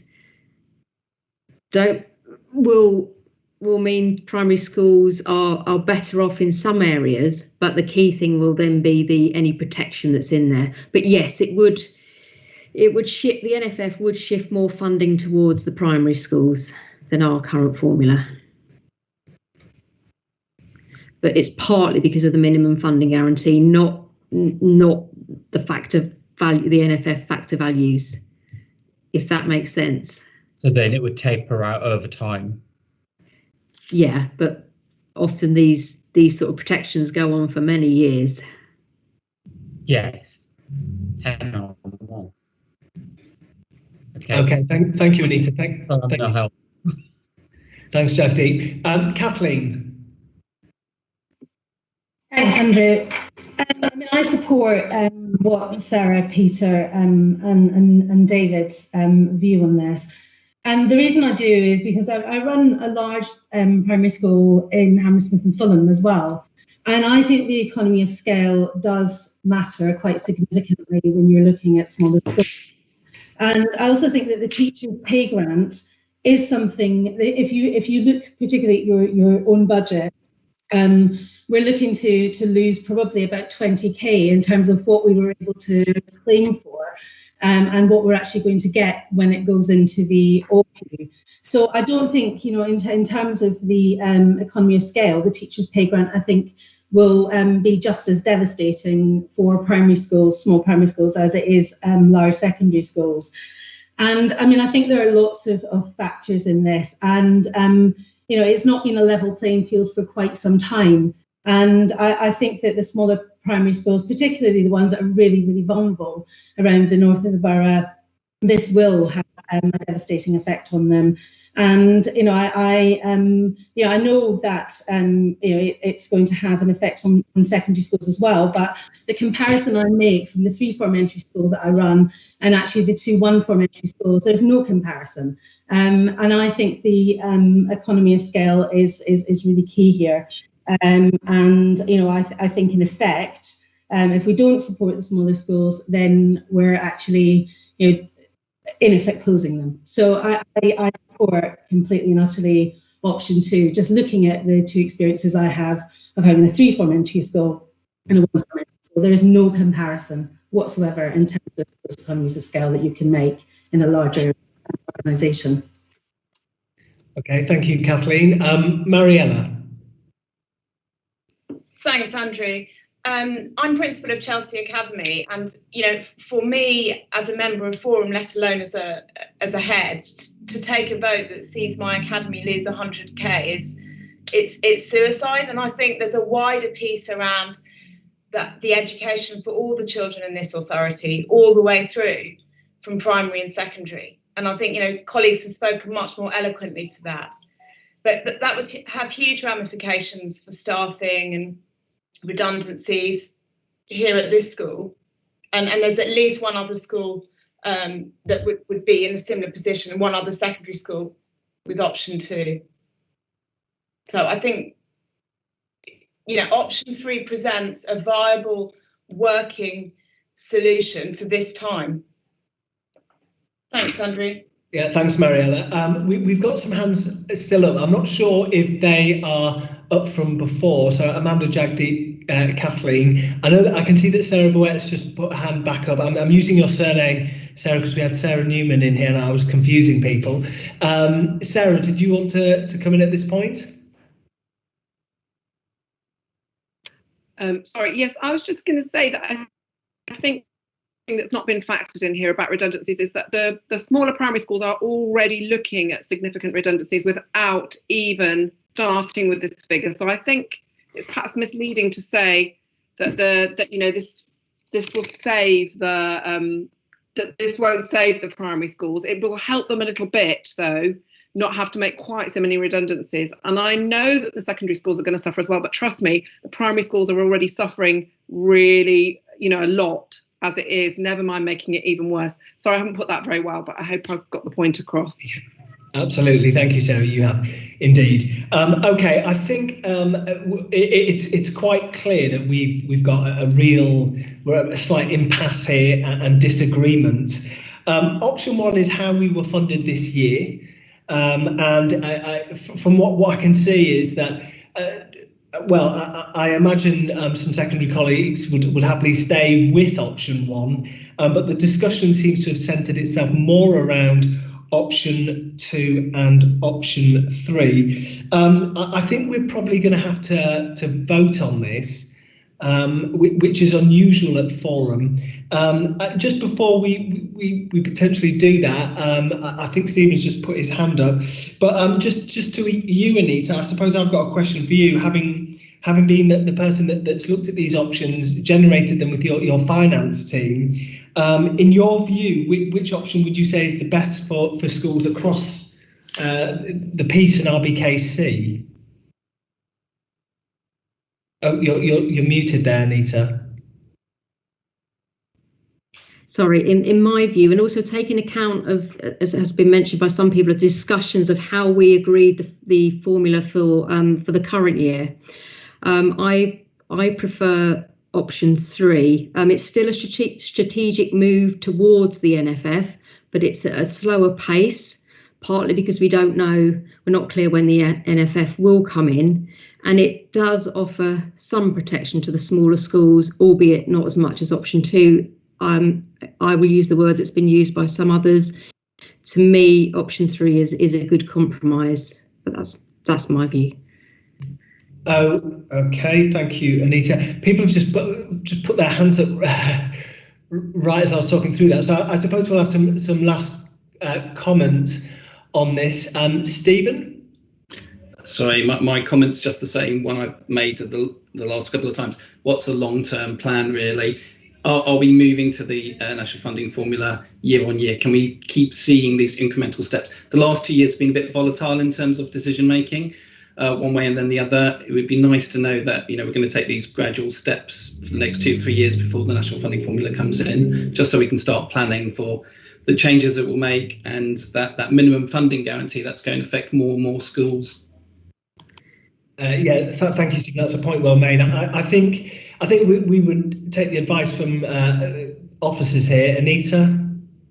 That would be my recommendation, that we keep gradually moving towards the NFF, Yeah, okay, so I think it does make sense. It does seem to support some of our more vulnerable schools, and that's a good thing. We want to see that happening. I suppose the principal issue this evening is the pace at which we do that. And the implications on that. Next up, I've got David. Yeah, just much more briefly this time. I'm really confused, colleagues, how we've ended up in this position where we seem to be divided on this. I honestly can't remember it happening in the 7 years that I've sat on Forum. On the NFF, it seems to me that there is real ambiguity over the introduction of that, when it's going to happen, what form it's going to happen in. But one thing that we are hearing loud and clear is that this year could be a baseline for future years. So surely we want the baseline which is fairest for all.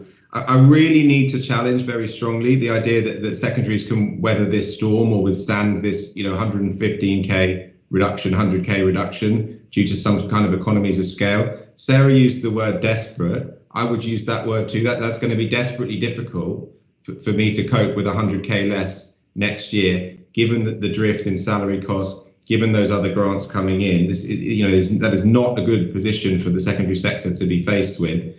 And I know that other schools, for example, Thomas More, feel that very, very strongly.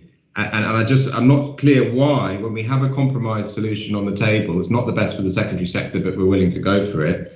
And when we have clear advice from officers that that's the best option, why we wouldn't vote for that option? That's how I feel. Okay, thank you, David. Kathleen?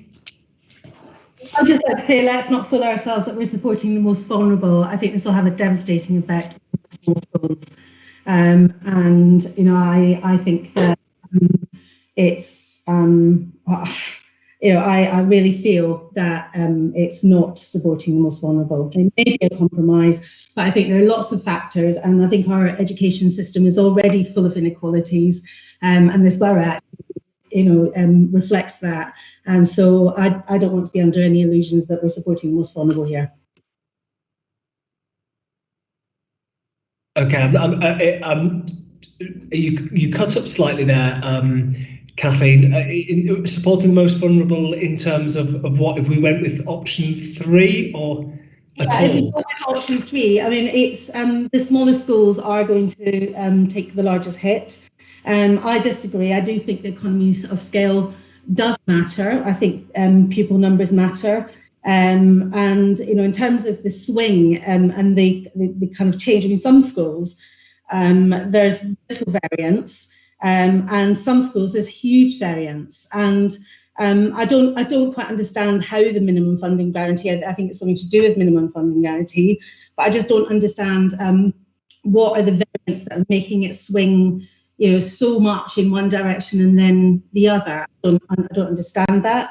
I'd also like to see how the OP is broken down as well, because I do think that the teachers' pay grant will have quite a big effect on small primaries as well. So, you know, I guess, you know, all I can say is I support option 2. I think that's the option that supports the most vulnerable. Okay, thanks, Kathleen. So you were just breaking up there a moment. I think just to clarify a couple of things, I think it seems to be a consensus to move to an option from everybody towards more vulnerable schools. Otherwise, I think we'd have certain colleagues opting for option 1, but that doesn't seem to be the case. I think we've heard certainly those in the secondary sector and some of the primary sector saying that option 3 is in effect, from their view, more of a middle ground. So I think it does come down to the speed at which we move towards that NFF. And I think if I'm understanding Stephen's point right, if we move too quickly, that has ramifications. But I think Stephen's going to come in a minute, but I think David is next on the list. David. Mr. Sellens, David Sellens. Yeah, I just echo everything that Kathleen has said in her most recent contribution, and also my other primary colleagues. Thank you, David. Next up, we've got Jagdeep. I suppose I do want to echo both David and Kathleen in different ways, actually. I think that I think you're both right in different ways. I think economies of scale do become possible when you have a large 2-form entry. They are less possible in a secondary school, and the reason why is because they have to organise a greater range of courses and have different tutor group sizes in order to achieve that. And I think that presents different challenges to secondary schools when they're organising themselves, and that's why it's less possible. So I accept both of your arguments. So I think that option on balance, I think option 2 is obviously better for primary schools, and option 3 is better for secondary schools.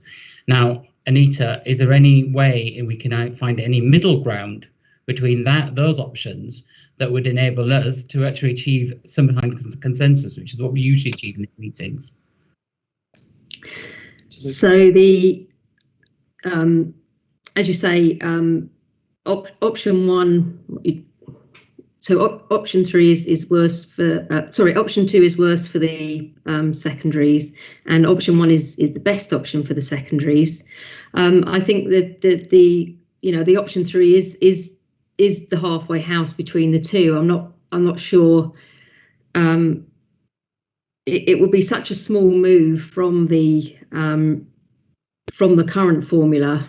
And also in the time scale that we've got, we wouldn't we've got to submit these figures by Friday, and we've got to run them through the model for the DFE. So that makes it quite difficult. I just want to come back to Kathleen's question as well about the funding for the teachers' pay and pension grants. So in the paper in paragraph 3.6, it says that £214 and has been added to the primary ORPU and 315 to the secondary ORPU, and that's what's been added in the national funding formula. Just wanted to come back on that point. Sorry, can I just ask you a question? It says 180, not 214. Sorry, plus 19% area cost adjustment, that comes to 214. But it's still going to be less, isn't it? If you don't, if you had the grants before that reflected the actual, it's still quite significantly less. So talk about Sarvi, but at the moment we get 60,000 from the teachers' pension, and that is going to be a lot less, it'll be 42,000. So that's a £20,000 cut in effect to what? So because the funding was on a per pupil basis, it should be given out the same amount as the grant would have given out if it had continued in this year. That's yeah, the but you could also apply for, if it didn't match, you could apply for an uplift in that if it didn't match your staff, and they paid the difference. And presumably, I can see that that's not going to pay the difference between what we get at the moment and what we have. That's a good point, Kathleen. Yeah. Okay, thank you, Kathleen. Stephen?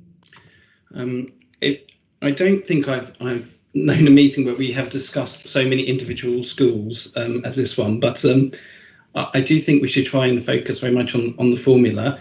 I know that there are variations, and Anise will stop me if I'm wrong, but a lot of those are down to variations in pupil numbers rather than changes in the formula. There is a fixed pot of money, and we just need to decide on how that's divvied up. And I suppose my question at the beginning, my question remains, is the pace at which we are going to move towards the national funding formula, because that would be the real deciding factor, not how any individual school benefits or loses. Because I think Amanda in her paper for will address that when you identify the high risk schools. So I suppose we'll come back to the same thing. At what pace are we going to move to the national funding formula? Because surely that's our decision. Yeah, thank you, Stephen. I'm extremely conscious of time and how long we've spent on this, and Stephen, you're quite right. We have looked at individual schools quite a lot here. I think I think we do need to take this to a vote because there's clearly no consensus here. Option one, I think, is realistically not being discussed, but option one is the default position of RBKC. Currently, it was how we were funded last year, and we moved to that last year. Presently, when we model, it would appear to benefit the secondary schools better. In the last meeting, we decided that we should move away from that, closer to the NFF, and that a move away would support the certain primary schools that are struggling the most, which we feel is the right thing to do. And the options now on the table are option two, which is closer to the NFF and does benefit the primary schools more, but in particular more of the vulnerable primary schools. And option three, which is a middle ground between the two, and Stephen has a salient point in option three. In effect, slows down the rush towards the NFF and may possibly afford some protections around minimum funding guarantee if it's used as a baseline in the future. So I think we will have to vote on this. So could I ask colleagues to put their hands down just so that we can get numbers? Catherine, may I ask you to tabulate the votes? Yes, of course. So Sarah and Stephen, you've both got your hands up.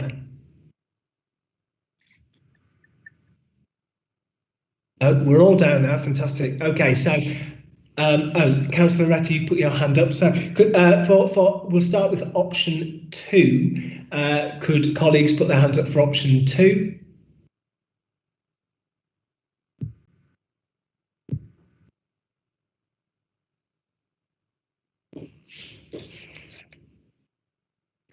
Okay, and then for option 3, can we put hands down? Sorry.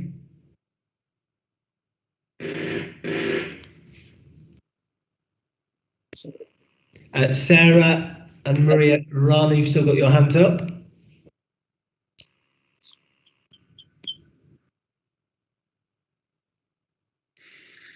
Yes, Maria, thank you, Maria. And then for hands up for option 3.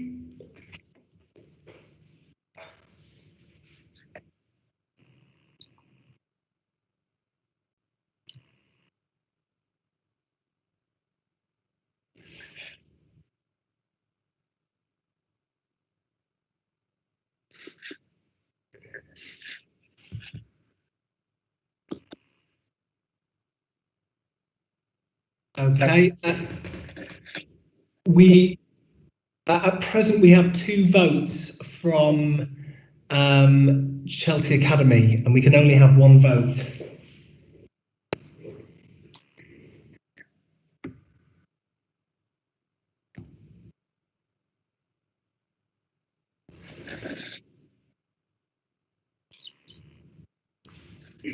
Okay, we could put hands down. Sorry to interrupt, Chairman. So could you cancel my vote, please? That was by mistake.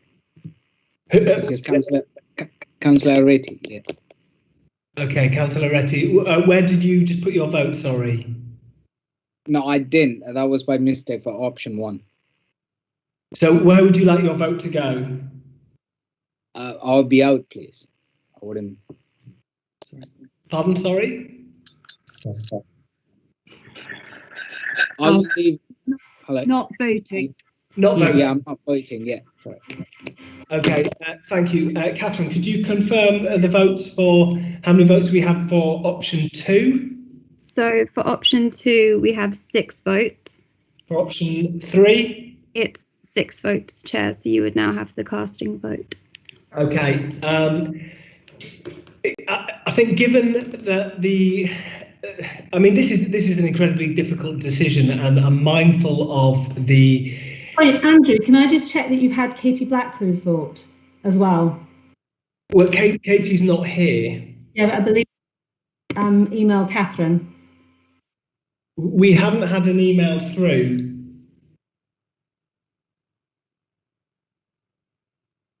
I haven't received an email, no. Okay, I think given that Katie's not here, we have to proceed with the arguments that have been set forth in the meeting. So I think we do need to move on from this. I think given this is an incredibly difficult decision. There's brilliant arguments from both sides of things. But I think I would have to side with the advice of Anita as the finance director for RBKC and say that option 3 would afford the greatest compromise across in principle, the 2 sectors. So following the advice of the finance director, I would side with option 3. Okay, thank you. Anita, do you want to finish your paper? Yes, thank you. I'll try to keep it reasonably brief. So we've got decisions on the falling roles and growth funding that are shown in Appendix C. And my apologies, I think I have missed one school that requires growth fund, and that has had in the past, and that's for All Saints. And as per the agreed criteria, that would be 65,000 that we need to add there. So growth and falling roles, there's a proposal in paragraph 4.12 for funding for 2 schools that support large cohort of traveller children.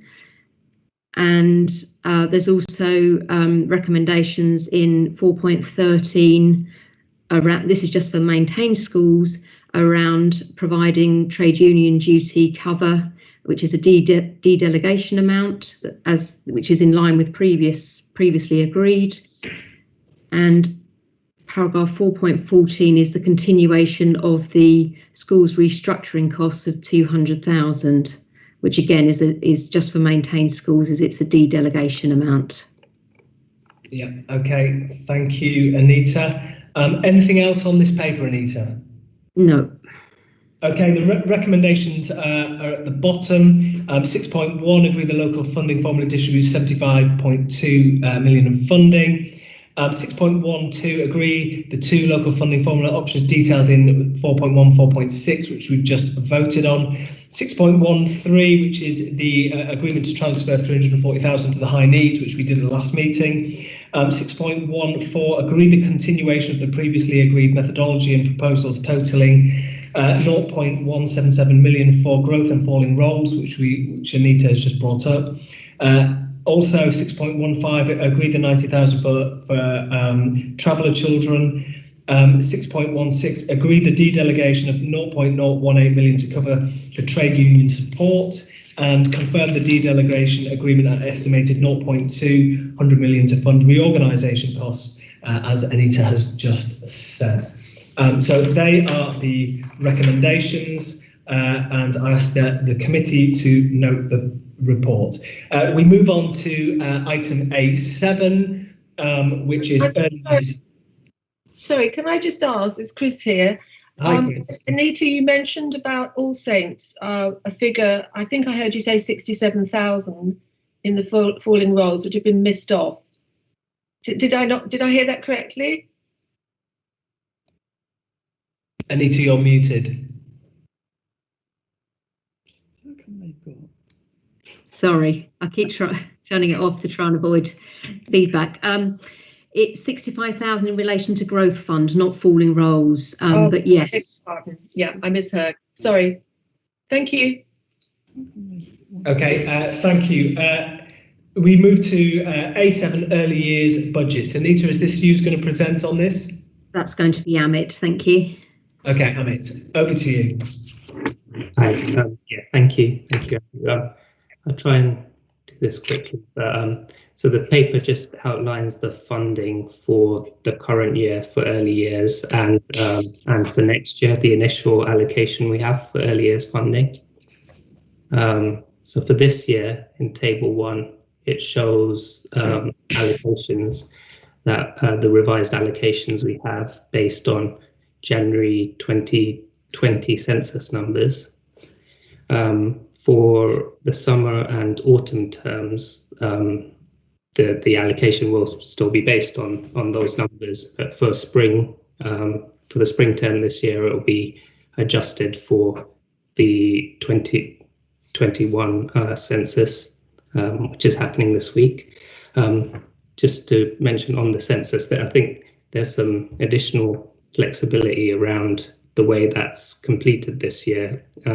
So if children are not currently attending, they can still be recorded in the census numbers, and also if settings are forced to close or have closed temporarily, they can still count what their numbers would usually be as part of the census. There's also the additional safeguard of if numbers overall are under 85% initially of last year's census, but then increase throughout the spring term, the DFE will top up to 85% for that spring term funding. So that's the current years. And then for next year, we've got initial allocations based again on last January's census numbers, which will be amended for current year numbers. And the appendix to the paper shows how the overall national funding formula rate has increased from £7.97 to £8.03p per hour, and the appendix A shows how that is then used to calculate the rate for providers, and so that moves to a rate of £6.90 for providers for 3 to 4 year olds, after taking into account the deprivation and the SCN inclusion fund, and the 5% retained centrally budgets and some contingency. Yeah, so I'll stop there, and if there are any questions or comments on that. Okay, thank you, Amit. Are there any questions from colleagues on the early year funding?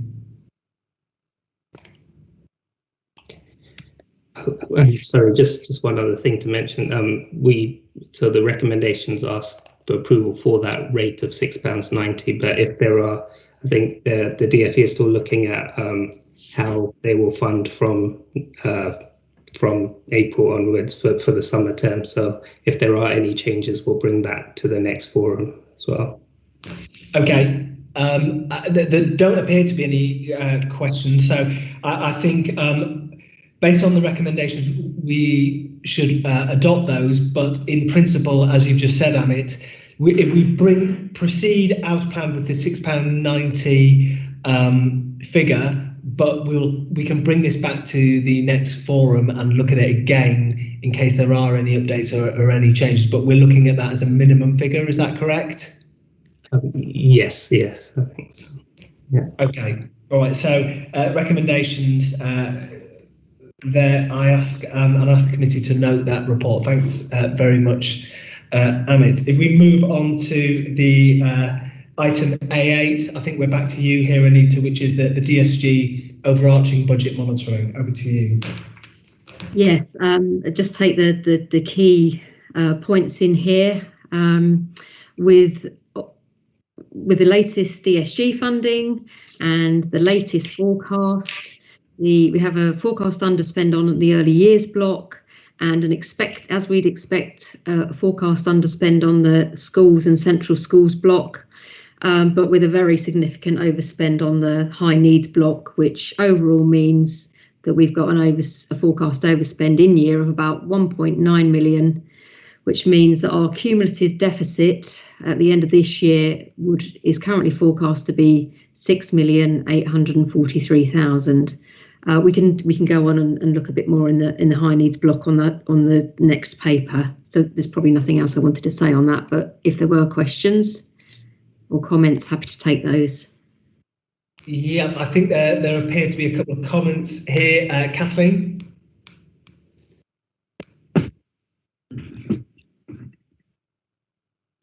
Kathleen, you there?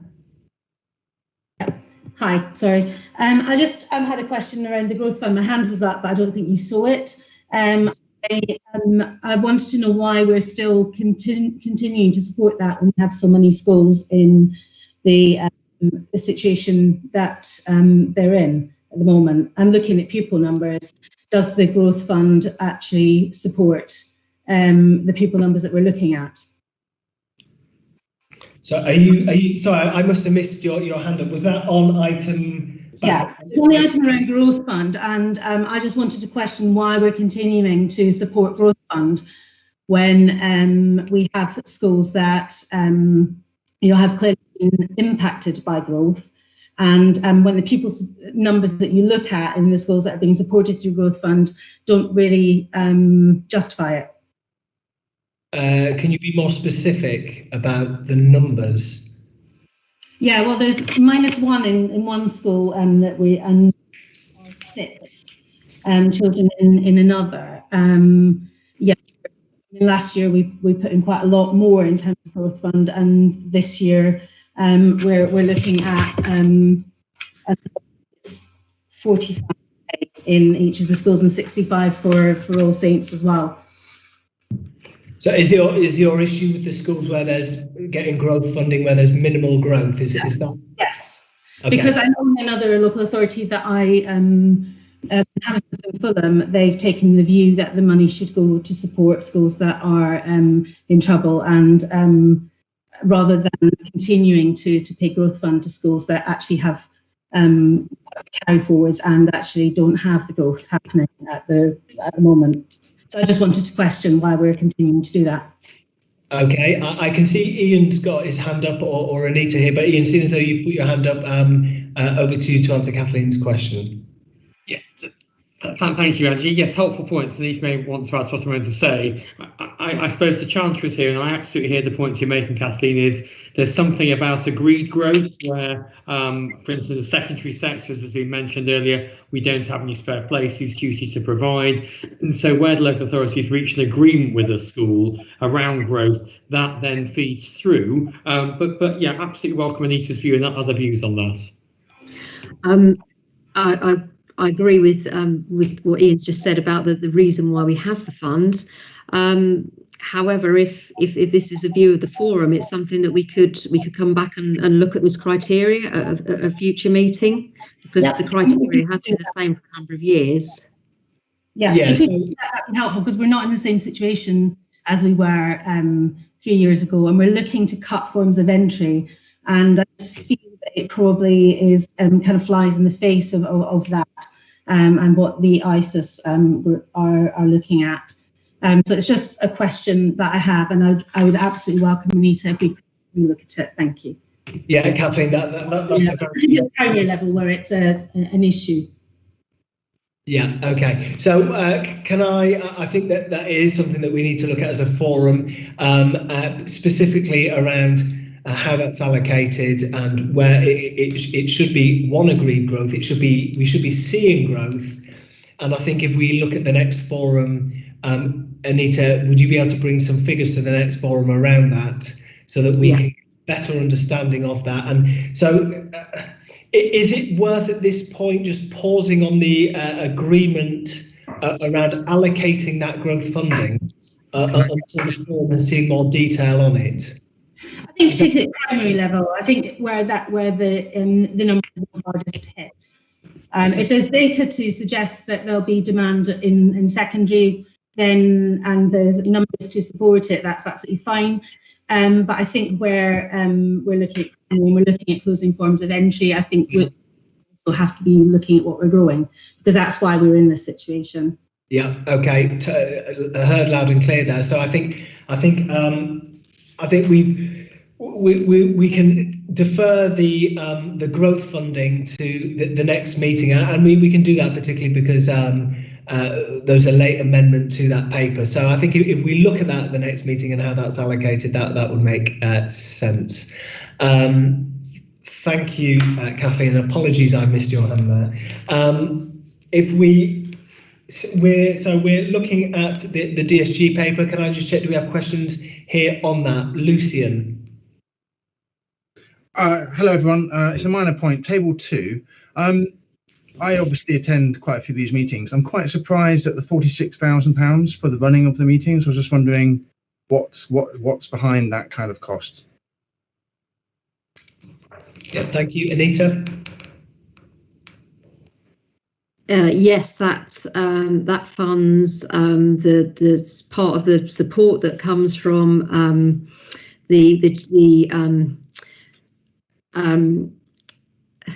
the organisation of the meetings and the minuting of the meetings, and some of the officers' time that goes into the meetings and preparing some of the work for the meetings. And it's a fairly standard. Well, it's a standard charge that local authorities make to the schools forum in terms of what they're covering, and it's one of the specifically allowed items from the DFE that can be charged there. I can see that Ian wants to add something. Thank you, Anita. Yes, it also relates to the governance advice, of course, yes. for the operation of school forums. It's the statutory body. The other question, I should know the answer, Anita, is in terms of the work that ISOS is undertaking, have I recalled correctly that we've also, because we need a little bit of capacity in the budget, also charge it to this fund, or is that a separate budget? That is where that would be charged, yes. Yeah, so hopefully we're making best use of that fund given current priorities around budget planning and pupil numbers. Thank you. Jagdeep, did you have a comment on this? Yeah, I was on the falling roles and rising roles, I suppose. There is about agreed payments. Obviously, when the local authorities agreed to make payments to schools, it enables them to plan in the same way as it does for schools with falling roles. And that just because the overall numbers do not look higher or lower, it doesn't always mean that there aren't more pupils to teach and class teachers to employ, because the children are in different year groups in different parts of the school. So it doesn't,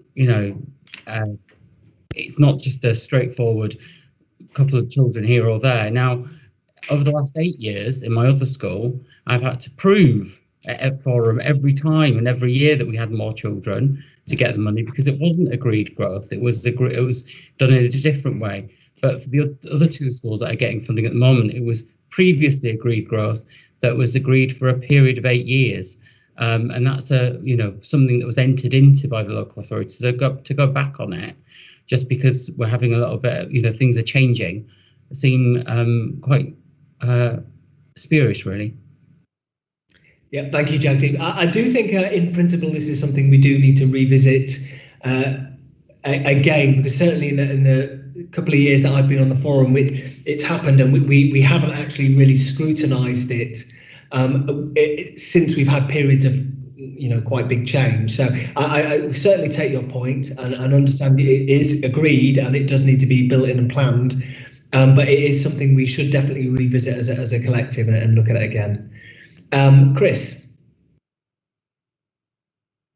Sorry, I think you've just answered you've just made a proposal which I'd agree with. I think it does need reviewing, but I won't say any more because you've just said we're going to look at it. So thank you. Thank you, Chris. Kathleen, is your hand up again, or is that from? No, it's down. No. Okay, and Lucian? Sorry, I'll put my hand down. Apologies. Okay, thanks. Okay, so if we, Anita, is that everything on that report on the DSG monitoring? Yes. Yes. Okay, thank you. So the recommendations are to note the 2021 DSG allocation of 73.275 million and forecast overspend of 1.942. This will increase DSG cumulative deficit from 4.901 at the end of 2019 to 6.8 million by the end of 2021, and I ask the committee to note that report.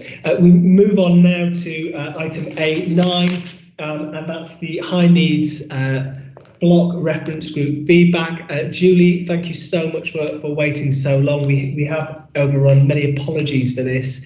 And over to you, Julie. Thanks. Anita and I are going to tandem on this, and I don't know if it's helpful to go straight to the recommendations given the time. Yeah, I think that will be a good idea. This is a report. We discussed this in October, and I think we should all have read the report. So, Julie, I think that's a good idea, and people might draw out some questions from there. Lovely. So, what we're asking Forum to do is approve the budget that's set out in para 5, and to note the work that we've been doing through the High Needs Funding Review Group. The forecast and cumulative deficit position, and the amount of work that is going on to put in place a deficit recovery plan, and some recommendations in there specific to hospital, education, and the better value for money that we want to get. There's also a forward plan for High Needs Block Review Group. So is it helpful to move straight to questions? Yes. Any questions for Julie on this? Kitty? Yes, I'm sorry. I had a problem with me not being able to raise my hand on the early years block. So I wanted to return to that and recommend that instead of the council retaining the 5%, that it retains half of it for the special needs, which most of the early years do not benefit from in the same way as we have been in the past. Which you didn't discuss at all. You rattled through it with, I thought, extraordinary speed, considering you'd spent an hour and a half on the previous point. And the early years funding for this coming year is pretty crucial, and it goes from we get £6.90 per hour. Now it would be nearer £7 if you didn't retain, if the council didn't retain as much for special needs as it will be doing. So I'd like to look at that and propose that they retain less, and that everybody gets more per hour. Okay, Kitty, just to say, I wouldn't agree that it was rattled through. I offered it out for questions. And I would agree, but as the early years representative, and being unable for some reason, my hand was frozen. Being unable to speak. Yes, I would like now to return to that and request that half as much is retained by the council, and the other part is given to the early years in terms of its hourly rate. Okay, well, make about for moving on, but Anita, is there anything you want to bring up on this? Because I'm not sure Amit is still here.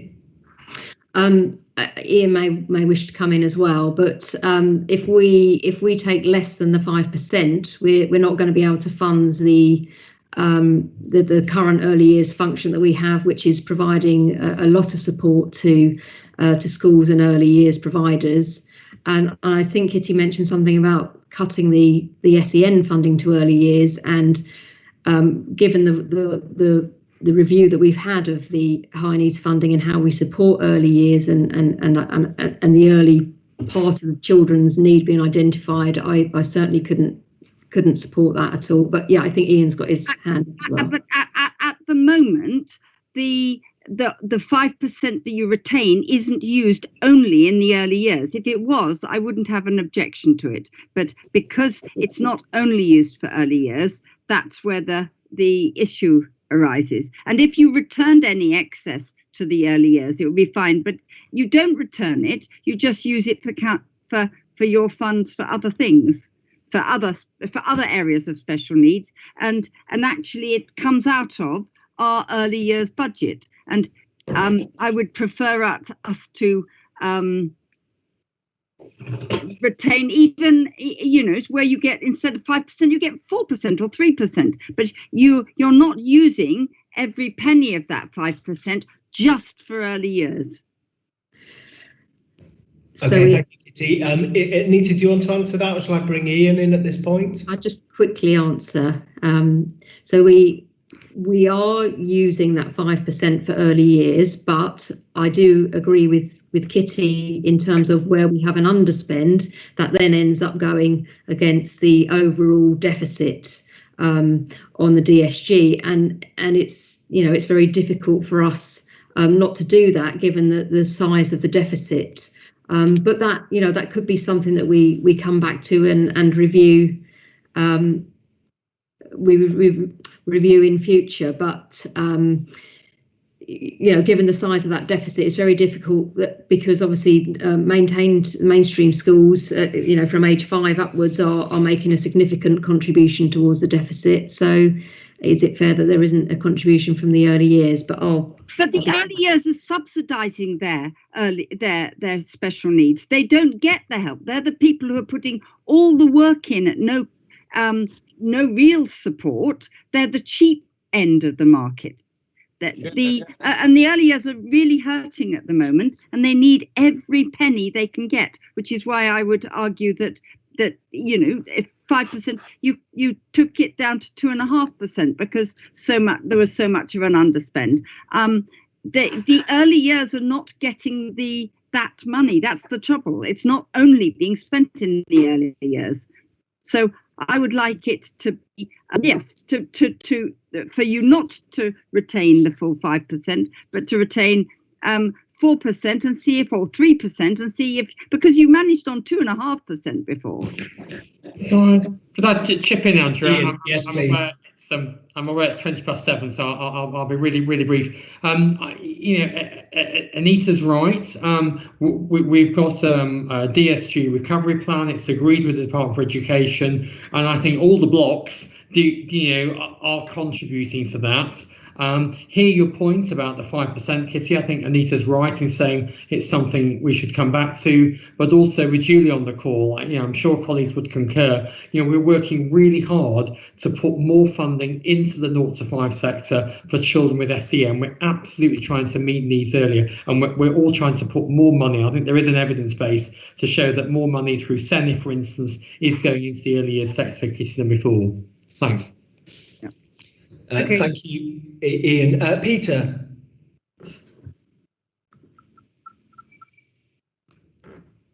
Peter, you there?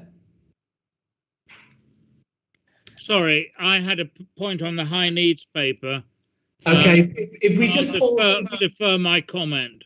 Okay, we'll just pause for a second on that. Kitty, I think it would be, as Anita and Ian have just said, that we will have to come back and look at that. I think at this point in time, that would sound sensible based on what they've said this evening. So we can bring that to the next meeting. Julie, we come back to you and to your recommendations and then the questions from them. Peter, do you have a question to Julie? Yes, thank you. The budget is for does not include any provision for growth in EHCP numbers or costs, and therefore a high needs overspend is anticipated.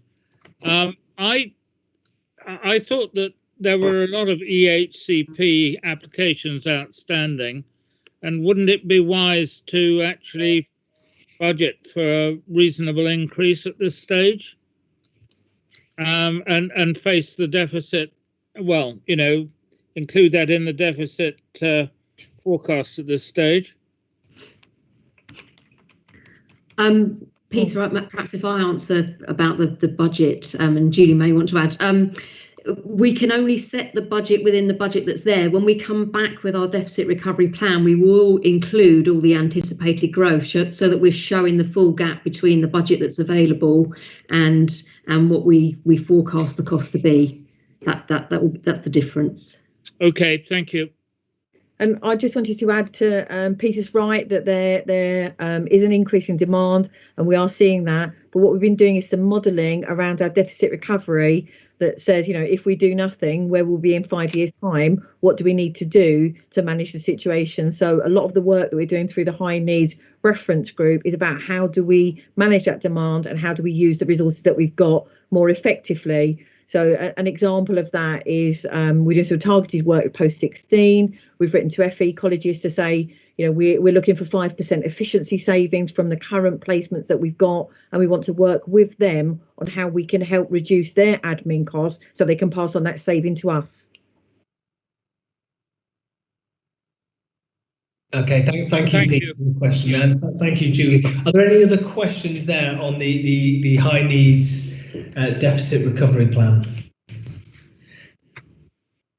Okay, thank you. So as Forum were asked to note some of the actions at the bottom of that meeting, there aren't any recommendations, so I asked the committee to note the report, and then we move on to item A10, which is the scheme for financing schools, which has come back here many times. I'm sure we've all read it thoroughly. Anita, are there any items you want to flag up here or amendments that we need to be made aware of? Not really. I mean, I think it's straight to the recommendations. They're no change than last time. We had no feedback from the consultation, so I think it's straight to the recommendation. Okay, so Forum is asked to note the new provision set out in 2.2 to be updated in the scheme, which is around the basis of accounting. And I asked committee to, we've got a hand up there, sorry, Kathleen. Hi, Anita, did I see that somewhere that it said that you were going to quarterly Because I thought we'd dealt with that and that we were maintaining the payments as they were. Yeah, there's no proposal to change the payments. Okay, no, I saw something in there. It must have been a mistake, or it must have been maybe an older one that I was looking for. So we're maintaining the 3 payments per year. Yeah, we're not making any recommendations on that bit. Yeah. Okay, thank you. Thank you, Kathleen. Peter, did you have a question on this? No, sorry, I will lower my hand. Okay, great. Thank you, Peter. So on that basis, I ask the committee to note the report, and then item A11, any other items for business?